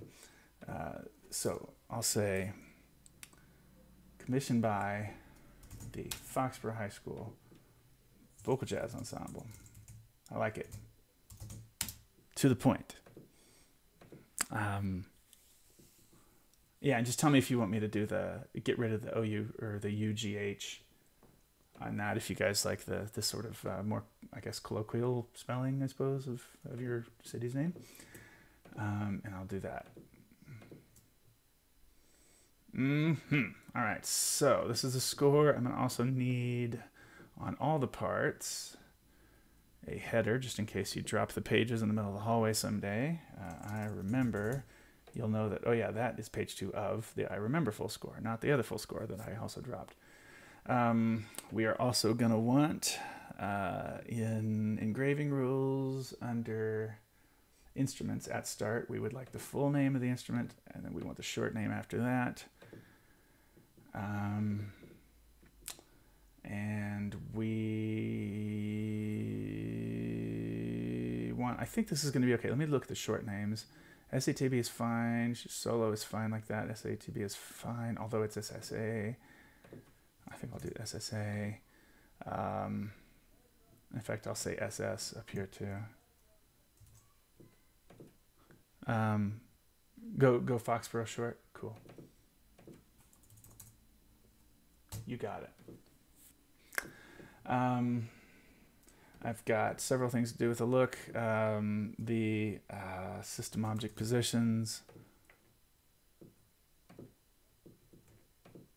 Get rid of that so we don't have it under the drums. Need to put some space between these instruments throughout the chart. That, looking at the right, is really what I'm considering here.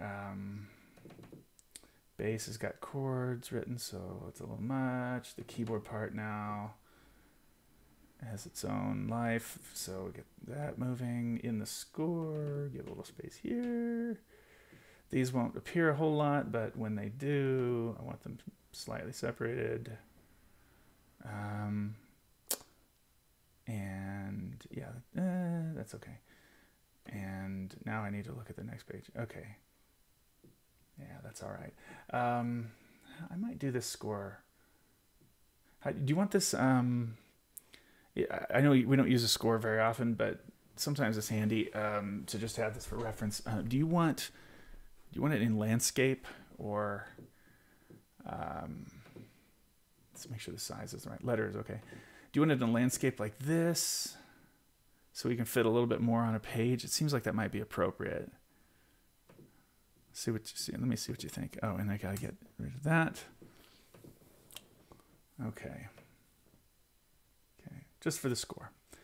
I'll go ahead and include, it really doesn't seem wise to include all this on the first, so I'm just going to get rid of it until it's needed. maybe it'll be better. Possible when it's all said and done, keep a copy of the score in the final PD. Yeah, that's what I'm doing now. I've started doing that on my newer charts for the most part. When it's unless it just really doesn't seem necessary.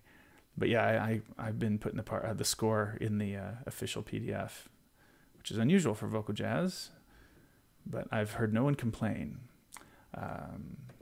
So cool. Looks like that's gonna work. So I can hide empty staves. And then hiding the empty staves might actually make it, like once I do this and this, and hide those, it is going to start to look like I could do a portrait. Yeah, let me go ahead and do portrait for this score. I think it'll work. I just need to get rid of that. The solo, I will delete it after, when it's not needed, from here to here. Oh, and I need to delete the rest of the 4-part. Yeah, wow, that worked out perfectly actually with going from 4-part to, or 4-line to 2-line vocals.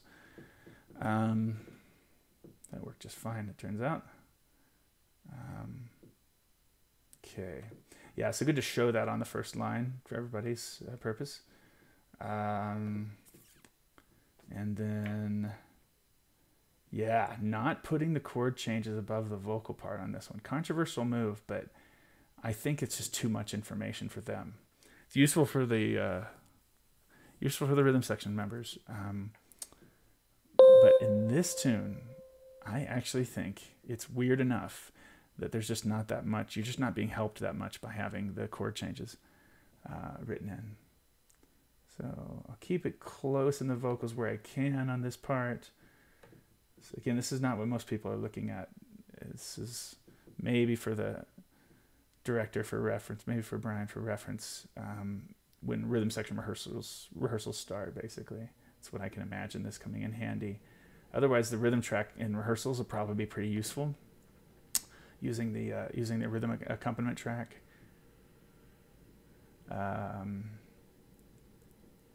If we can make a good one, which I intend to do.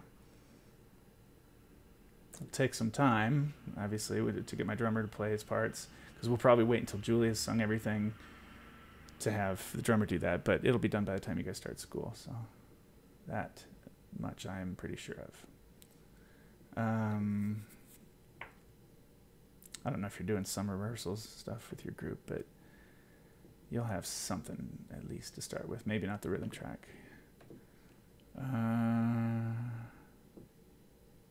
Just cleaning up the little collisions here that happen, and where it starts to look a little ugly. We try to de-ugly it a little bit.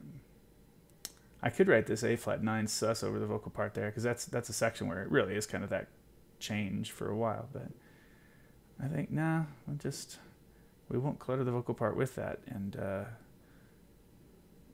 put this together in pieces a little bit more. God, I almost had all these on one page. Looks a little busy, but no, it's all right. I think it's doable. Bloop, blop, bloops.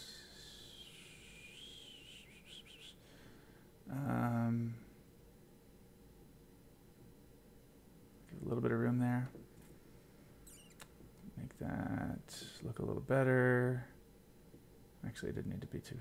Okay, there you go. And so on and so on and so on, and slightly tight. That's okay, that's okay. That's all right.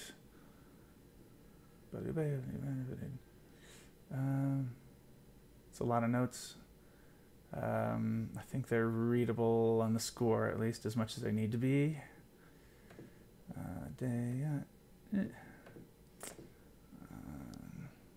Are you going to stream any of your vocal part recording? Yeah. I'll do mine.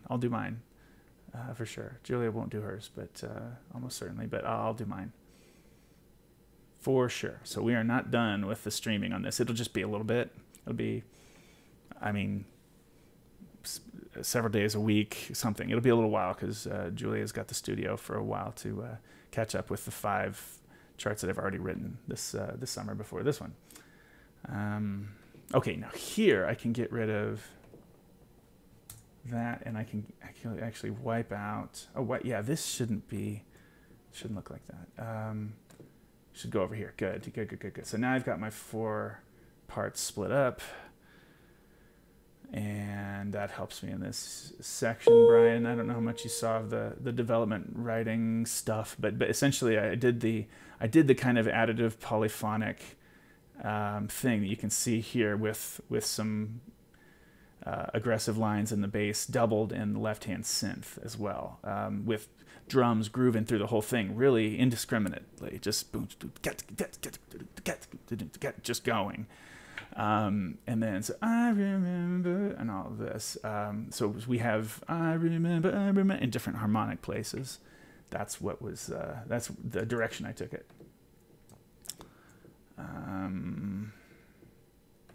I think it should be cool. It'll be weird, and some of the chords will crunch real nice, and it should be fun to sing, I think. That I want not there, but I want it here, so that I can get rid of this.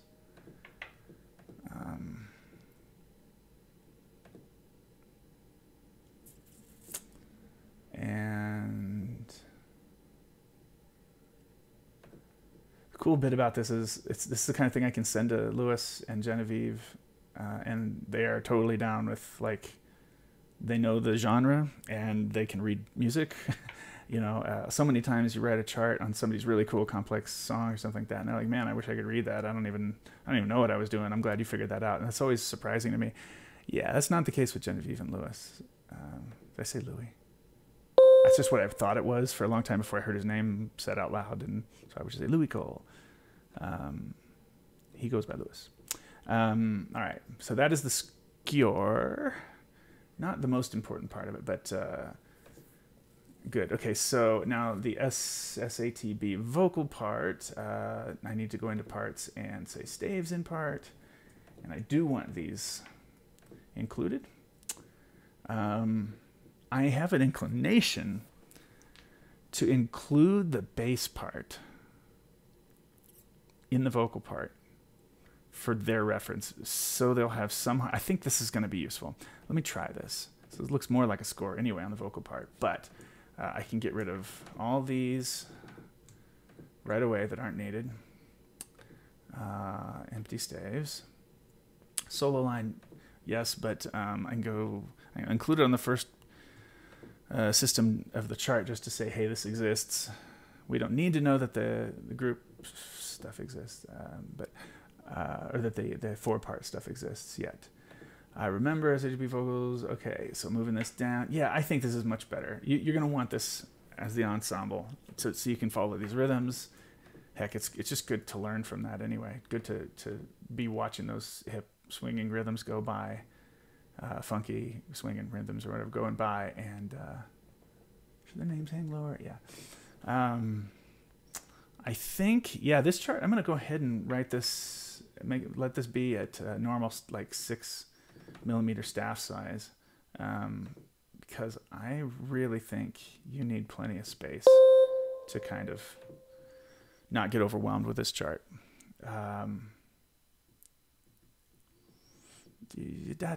Okay. Happy Father's Day to any fathers or people who have fathers in the audience right now. It's a joke. Part of it was. Let's see. I guess we'll keep that. Yeah, but this isn't G over A, really. I mean, if I were going to play this, I would play that A minor 13. I'm going to go ahead and write that as a change here. Bass can deal with that. Minor 13. Boo, dat, dat, come on, Bray. Can't you get along? Really want. How many pages is this at the moment? 19. It's enormous. Okay, I'll try to find ways of making it smaller. It doesn't matter too much, I know, and it's okay to have an epic chart that's a bunch of pages, but might need to go a little bit smaller then. That's a little big. A lot of page turns. Is what that means. You know, with this tempo.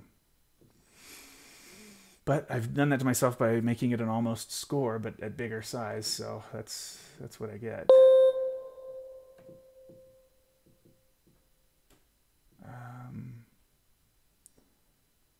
Does it say, just in case people are confused? Yeah, it does say electric bass at the beginning. I don't want them thinking there's a bass singer supposed to do that. Other people, you guys will know, Foxborough, but yeah, that's cool. This is okay. Yeah, I'm gonna do this pass and see if there are some obvious things I can do to make it a little shorter chart before making the decision to decrease the size of the staves and notes to accomplish that. So if I can get it down to like 16 somehow, that'd be good. But it's not looking like it. Nothing's really compressing without getting cluttered. Yeah, everything's about spaced right. Nothing's weirdly spaced open or something. In fact, yeah, this is about tight enough. I'm just gonna get rid of this on this part. Hide, and then I'm gonna say show.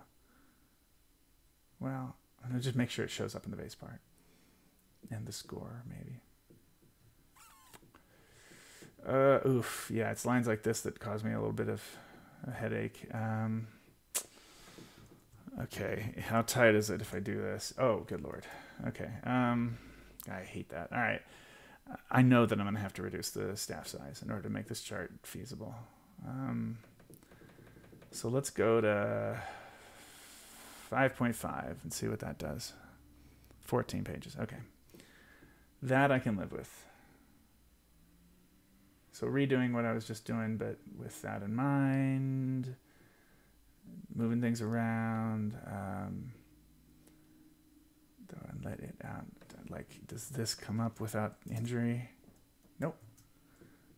It does not. Come on, Brian. Has it really already figured all this out for me? No, can't we just get along? That works. What I want to do? Oh, I know. It does make sense. It'd be kind of nice to start this next page on. Do you really want to? Yeah. So let's put these all on one. Okay. Do you really want to live like this?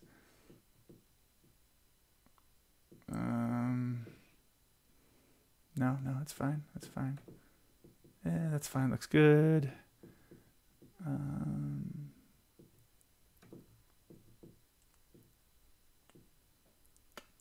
It's a little close. Okay.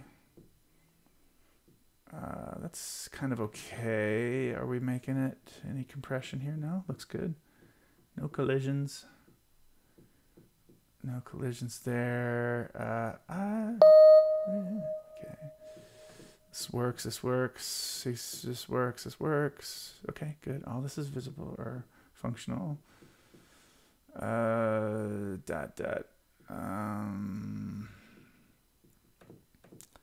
little room. That's good. Get rid of that.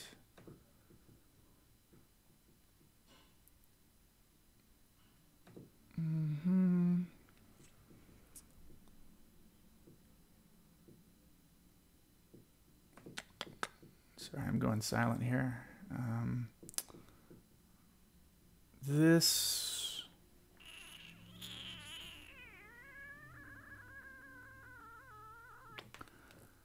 it's a little unnecessary on the vocal part, but I don't quite know how to. If the bass has these parts written, there's not much I can do about that to make it more efficient visually.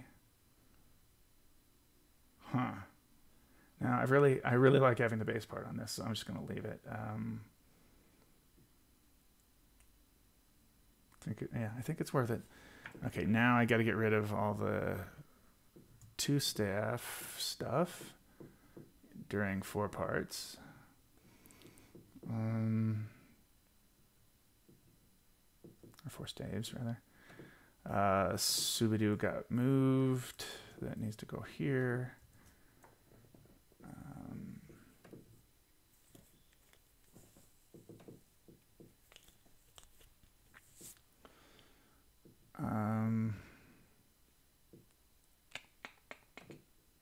Oh, why is a solo showing up? Oh, there, vocals development. Yeah, I was like, I must have written something on that. And I did. I wrote vocals development, which did not need to be on the solo line. I remember, get rid of that, push down a little bit, give it some space. Actually, all of this. This is okay though. Oh, no. So here's what we really want. I'll tell you what I want, what I really, really want. Yes, I'll tell you what I want, what I really, really want. I wanna. Look, I really, really, really want to zing. Ah, you guys. Really. Okay, so that's a little wonky looking, but was there anything compressed I could pull that into? Nah, that's cool. So yeah, backgrounds here, coming out of the solo section, and then vocal development. I'm not sure whether to write some text to say what you guys are doing here, but I suppose you'll figure it out. And Brian will tell you. And all the students who watched it happen.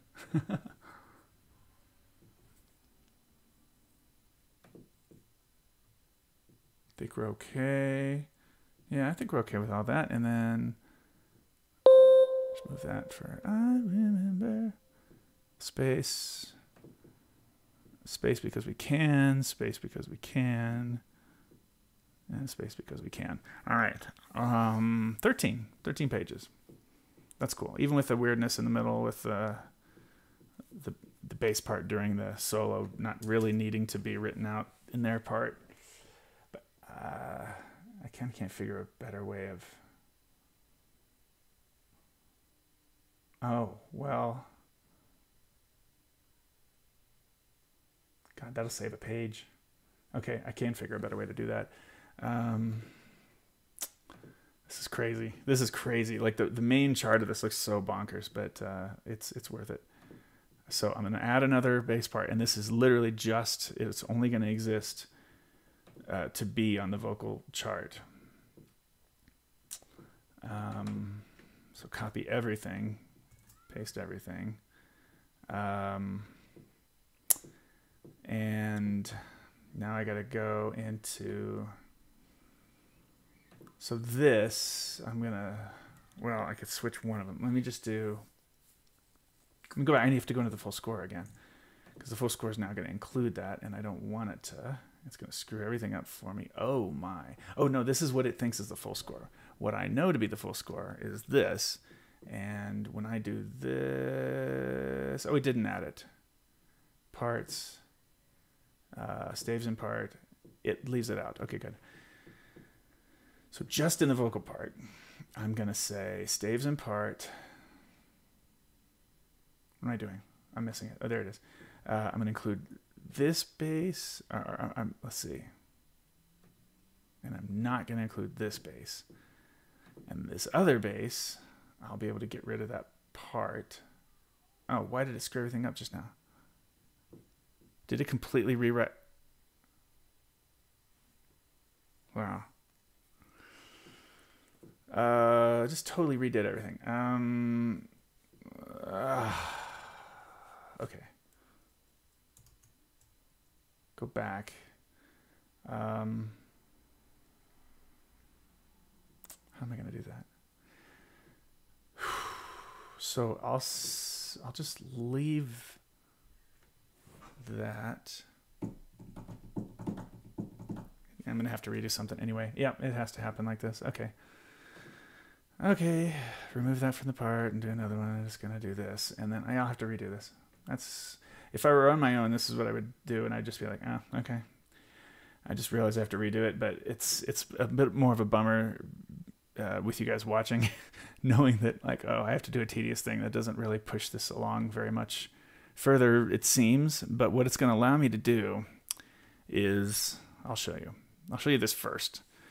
It allows me to not have the bass part written out during the sax solo, because that's not necessary. I can use it there, but yeah, and this part, the bass part, doesn't exist, and we can do that. So it saves us a page, I think. Yeah. So now I go back and I have to make this look good again. Crap. Yeah, because the new bass part basically made Sibelius go, oh, okay, so you don't want any of that formatting we just did, do you? And I'm like, oh, I do. Oh, but it's not smart enough to know. I want you to use the same formatting with this configuration and this different bass track or this different bass part. So it doesn't know that. And so it goes in and re-defaults everything. Although that looks different than I had before. Probably because of the red. I don't think that's too bad, actually. Move that just a little bit down from the rest there. Okay. Oh, gumdrops. Let's see.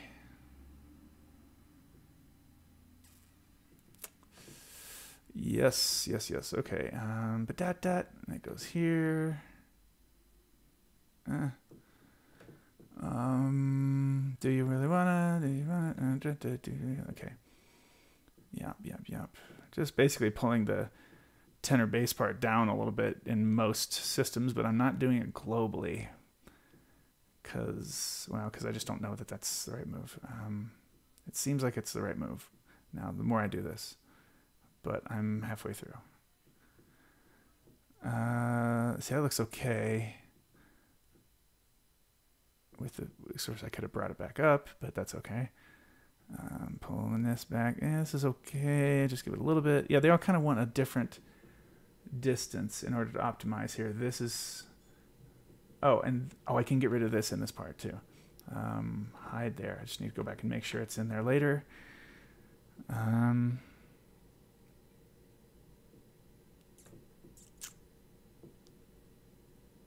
Good. And then, yeah. Saxo happens, fine. We take a break, and then this is kind of okay. No, I think the best way for this to show up is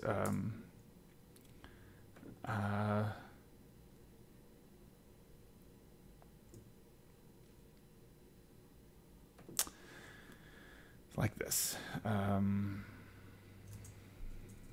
then yeah, that line can happen. Have your thing, have your moment. Pull this a little bit more. Baseline is what it is. Pseudo needs to, yeah, look right. God, they really did, it redid the whole thing. I had all these. Huh. Wow, interesting. That's interesting logic that it would do that. It just seems buggy to me.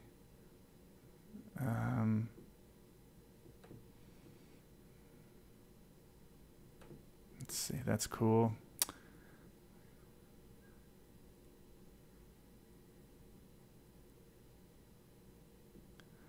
Remember, I can't forget. That's okay, except this wants to move.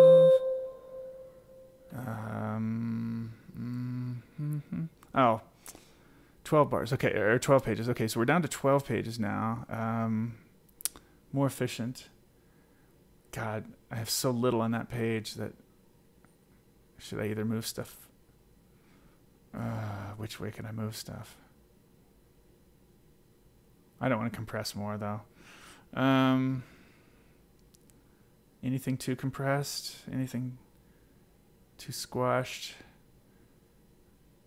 Like, one could argue that this page looks a little chaotic. Yeah, it does, actually.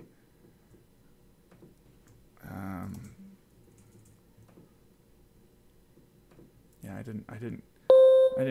I wasn't quite as luxurious with this space on that page as I was on others. So this is still 4. That looks all right. This is fine. This one needs moved a little. Yeah, that's cool. Okay. This is an okay way to start this at the bottom of the page this time, and that will make all this fit and all onto... Yeah, it fits better onto 12 pages now. Good. Lovely. All right. Yeah, that's fine. Anything else that looks ugly? No. All right. So the vocal part is done. Score is done. At least the score that it's not... Sibelius doesn't think it's a score, but it's a score. Bass part. What else am I going to need? I need soprano sax. I need tenor sax in their key. I need keyboard. I need the first electric bass part, right? Doesn't have a big old gap in it. Yeah, that's the one it's going to be. And the drums, which I've got. Okay, so those 5 parts need to be prettier. I'm happy to just do this on stream, I guess, you know, to keep, so you can see how these, you know, how the editing of the pages comes together to, you know, I have some decisions to make throughout this process. I'll bring this down and bring the first thing all a little bit up.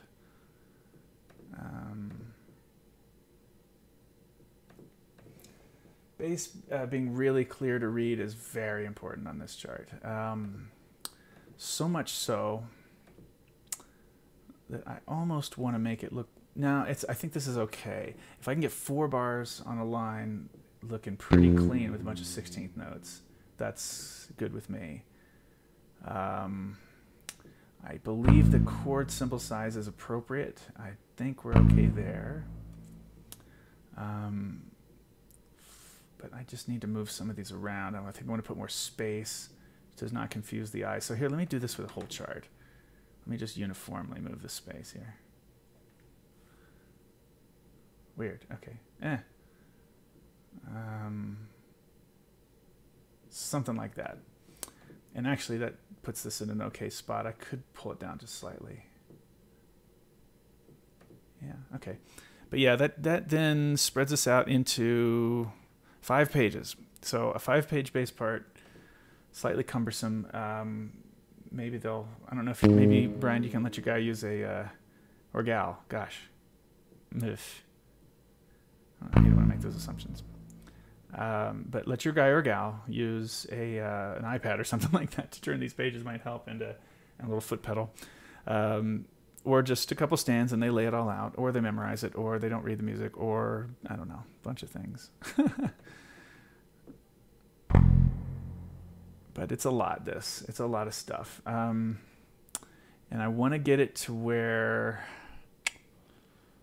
there's some odd phrasing at this section, and that's challenging. I really want to get these to where the phrases start on the left side of the page as soon as possible.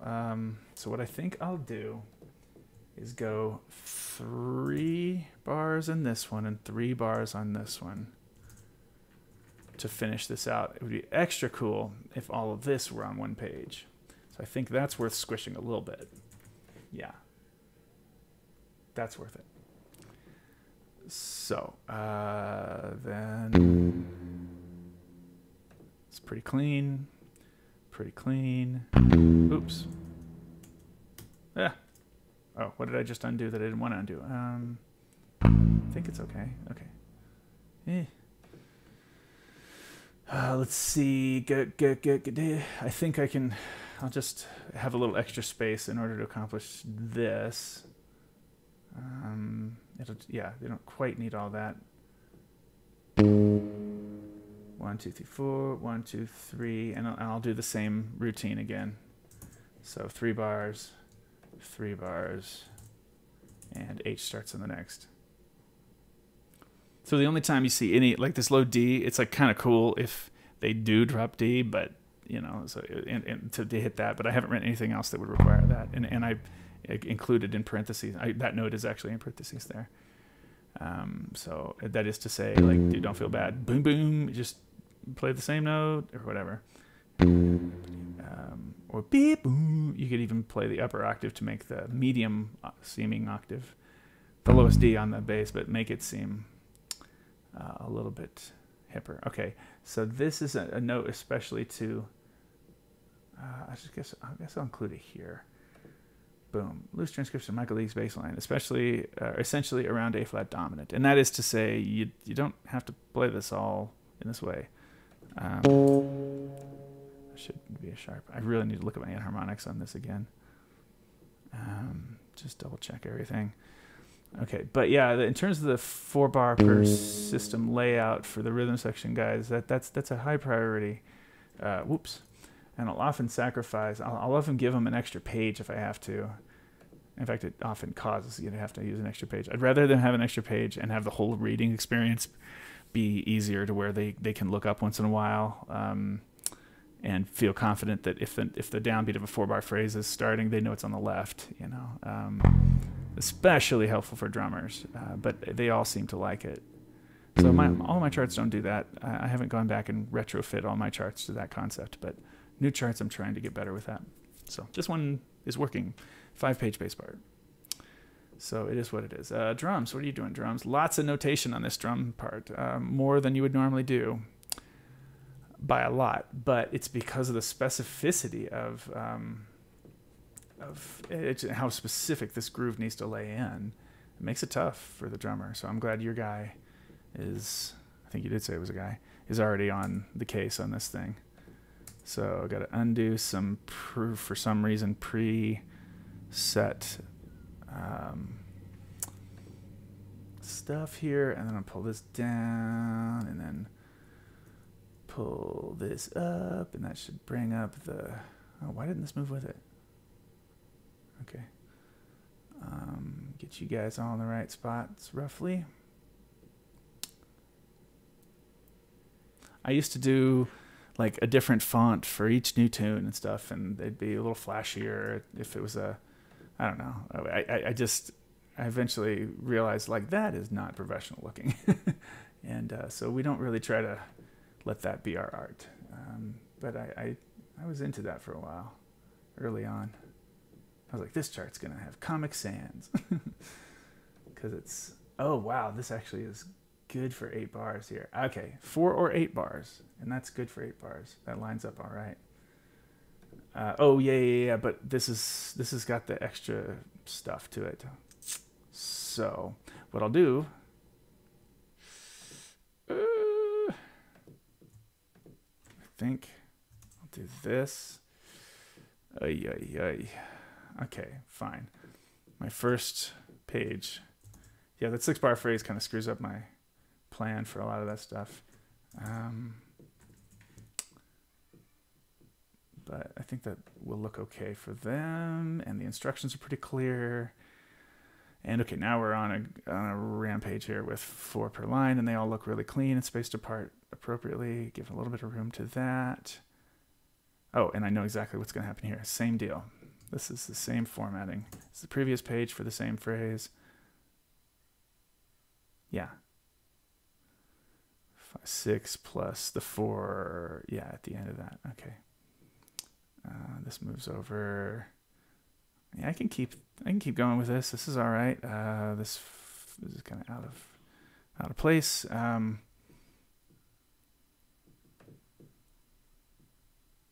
Oh yeah, the continue groove starts here. Sax solo breakdown with vocals. Good. That's fine. I think that's a decent description of it for him. Keep grooving. And 16 bars leading into that da-da-da-da-da, which it usually is a 10-bar phrase, but that's cool. And I think the drums have it. I think we're okay. All right. Drums are all right. What else do we have? So bass part we did. Drums we've just done. I need, the 2 saxes and the keyboard. And then we'll have a chart. So, brutal. Looks ridiculous. We will fix that shortly. Wow, it really looks ridiculous. Is there a problem with the layout, orientation, size, any of this? No, it's letter. Well, we can use 6. Definitely can use 2 pages. Let's put some space between them on average. More? Sure. And then we'll move this system up a bit. Move these guys away from the top a bit.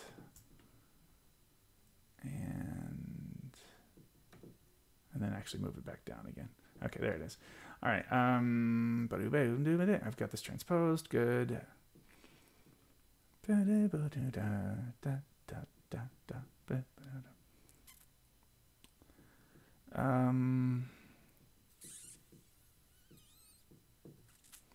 me do 4 bars at a time on this. Also, and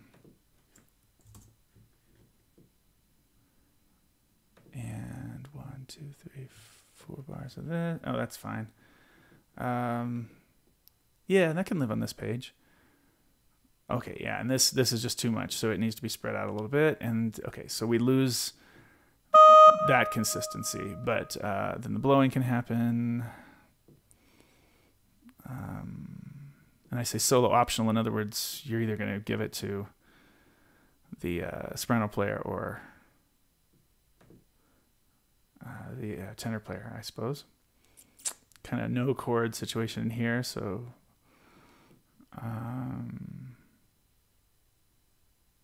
okay.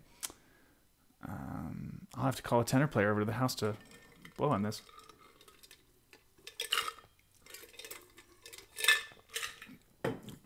If I could call Ryan Midda, I would. Ryan was a guy who's worked a bunch with Jeff Coffin over the years and knows him pretty well. Writes a lot of big band charts for him and stuff. He was in the vocal jazz program. Ryan Midda, head of the jazz program at Vanderbilt University now. So tenor sax, I want to look the same. There's a way to do this. Let me go to parts, copy part layout from this to this. I think if I say that and then just go into tenor sax, it should look the same when I do this. Why didn't it do it? Huh. It didn't do what I wanted at all. Weird. Is it close? It is close. Oh, I see. Staves are right, but the staff distance is really weird. And that's all it needed. Okay. Just that move. And then meow. Oh, too high. Too high, too high.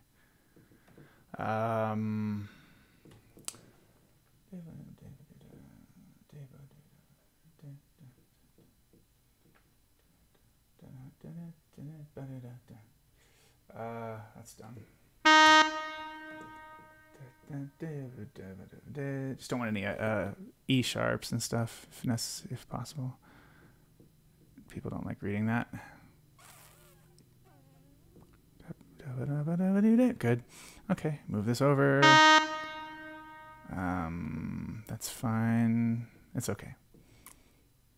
Yeah, I don't need to do any more laying out with that. Okay, fine. And so that's the tenor part. And the keyboard part. This is Brian's looking at here.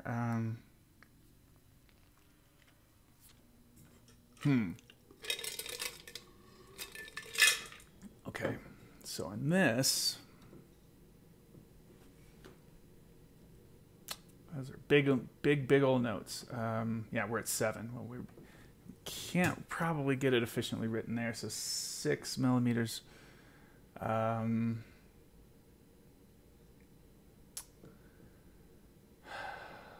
First of all, I need space between these staves, so that's legible on average. About that much tends to do the trick, and then I'll fix it in a couple other spots. From here, oh yeah, first of all, don't necessarily want to predetermine this edit or that, and then I want to grab all of these, put some space in between systems, and that does that. I remember goes to the top. This looks really weird. And there's this extra space there. I don't know about both, with sawtooth and piano patches. We're both not really necessary there. Put some space between the top as we've been doing. Oh, notice that this is, I could pull it like this and it'll look better. Yeah, good. And grab these.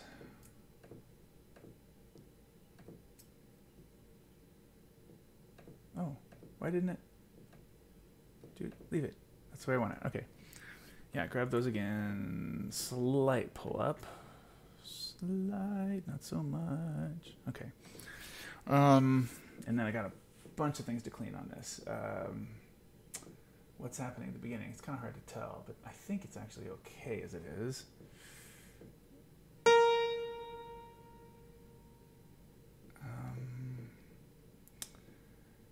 There's just too much information to try to squeeze these into a 4-bar thing. So just when I take a look and it seems a little compressed, where something's colliding, but it's not really calling it collided, I gotta fix those a little bit. So yeah, in this chart, it's a little. You're gonna read this a little more through composed. It's it's gonna be a little less like 4-bar, 4-bar, 4-bar because it's just so chaotic and complex. Lots going on in this piano part. Although it's working out here nicely.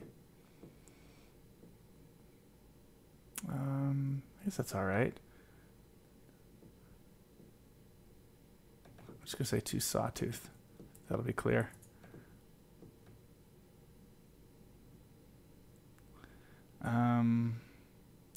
Two sawtooth, and why don't I draw an arrow? Where's my arrow? It doesn't have to be vertical. Will it only be vertical?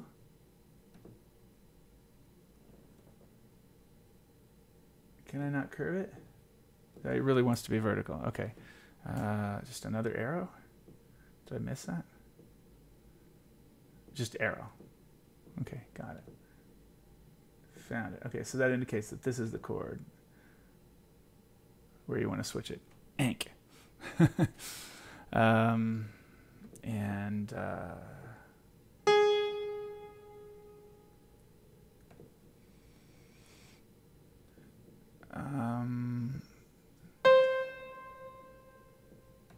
Okay, pretty good. Oops, undo.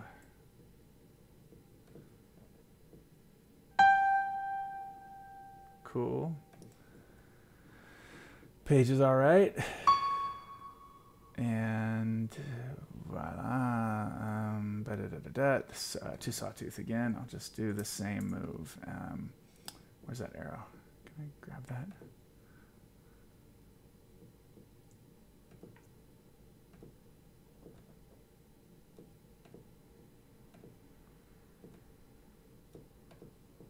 Okay. H. Sorry. All this stuff is fairly mindless. I could talk while I'm doing it, but I don't have anything to say at this point. Hope you're having fun. Thanks for watching. But yeah, if you ever want to know how these charts come together, I guess this is a way to find out. Oh man, yeah. Let's see. Left-hand comping here, pull down a little bit just to set that off. And then that comping continues. It's just a bunch of A flat 13 sus, so basically G flat major triad. Piano patch. I'll just say not two piano patch, just piano patch.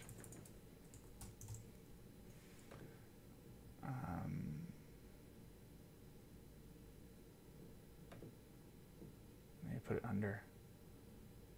Yeah, piano patch, funky comping. Okay, cool. Right hand doesn't need to be in there, but I'm just going to leave it. Oh, sawtooth.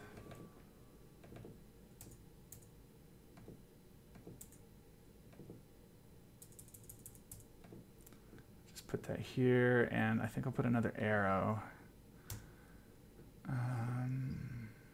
Wasn't it recent? Yeah.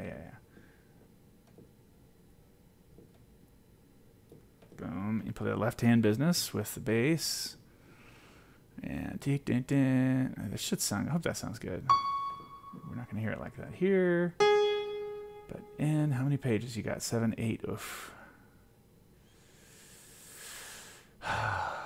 Anything I can compress. Don't want to compress this. Actually, I need to make some space here.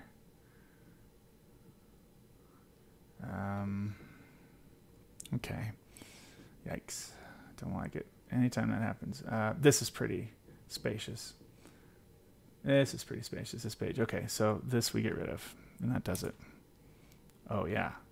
A lot. Does it enough that I'm going to need to look at everything again after that. But should be cool, and now we have 7. Okay, good. All right, you got it. I think that's everything. The various parts. Oh.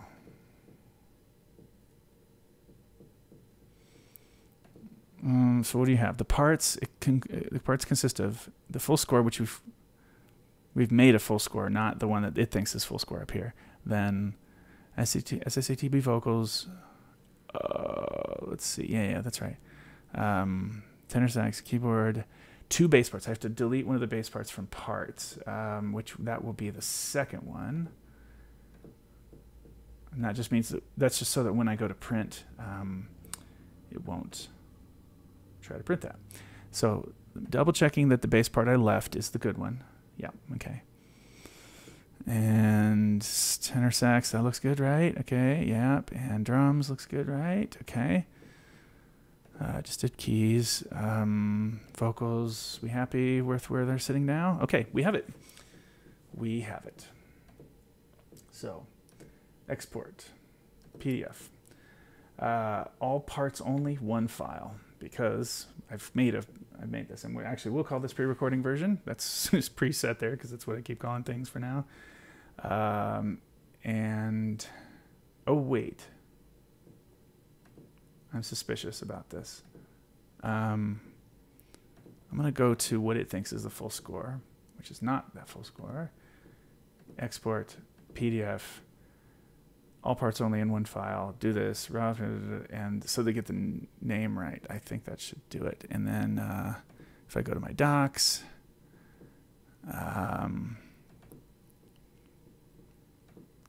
all the raw PDF files, I remember laid out like this. And the first thing I always do is put the score in the back of the chart.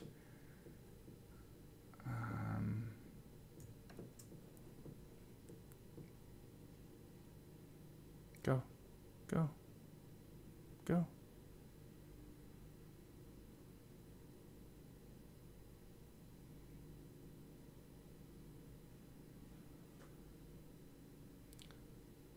52 total pages for you. But yeah, vocal part. Oh, see, I already don't like this.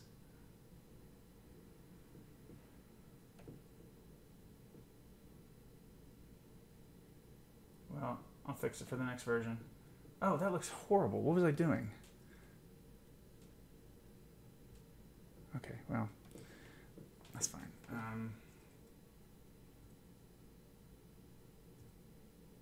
What? Why is page 4 ridiculous?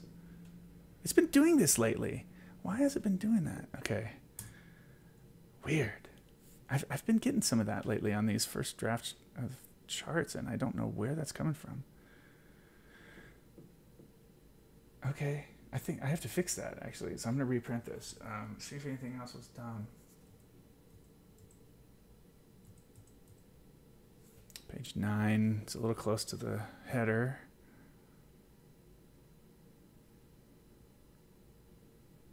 Or page 8? Oh, yeah, now it's 8.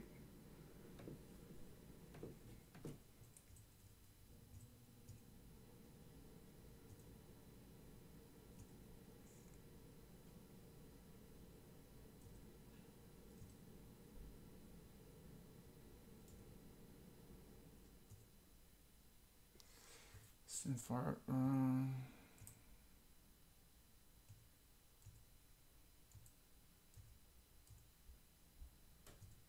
yeah. And then the score. Computer. So that really does wrap us up on this stage, at least of the writing. If I do some rewrite, it'll usually come from the oh, I should get on the full score and play through it once. Any rewrite will come from the recording process and finding things that just didn't work or whatever. So, but yeah, let's do one more playthrough and voila.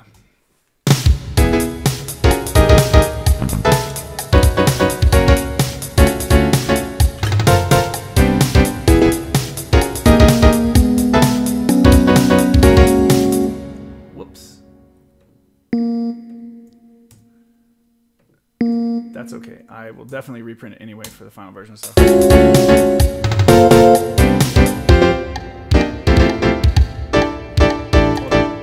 was a collision on that first page too. Ah, crap. Okay, here we go. Starting back at the vocals.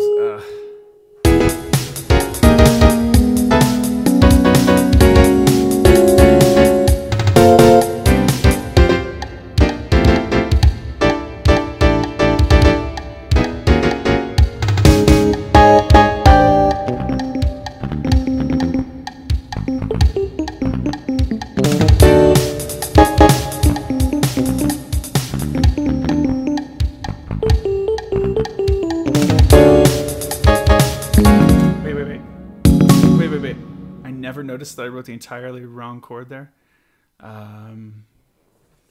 Holy crap, that was close. That would have been not fun to sing. So that chord should have been a D flat chord. Wow. Wow. How did I let that go? Oh my God, what else is in there? So I know I have to re-render this now again, which is fine. Oof.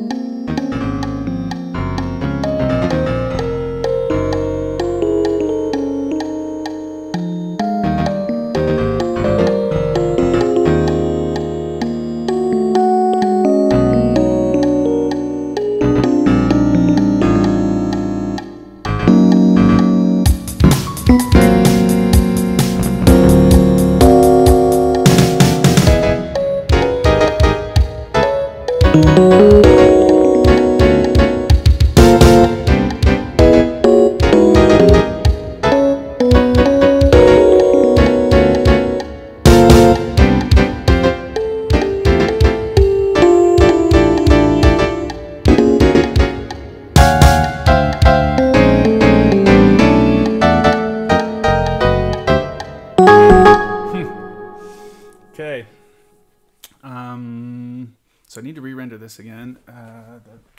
Because that one chord, was there not a second instance of that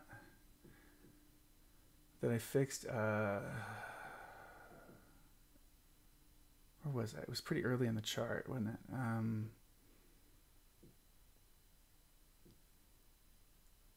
Yeah, it was God, just open. Oh yeah, that didn't happen a second time. Yeah, that figure didn't happen. Okay, cool. There you are. I remember. KNOWER. Thanks to Lewis Cole and Genevieve Artadi. Thanks to Brian Raymond for commissioning the chart. And thanks to you guys for watching. So I'll be recording this in a while. The next thing I do, I don't know if I'm going to go on directly to... I have to make the decision today because I'll probably start doing some work on another chart today. But I won't probably go on to the other KNOWER one yet. I might just give myself a little bit of a mental break from that sound and do a different chart. So, but I'm not sure which one yet. I've got 6 that I can write at the moment. So, all right, take care. Have a great day and happy Father's Day. And I suppose we will get to run into you guys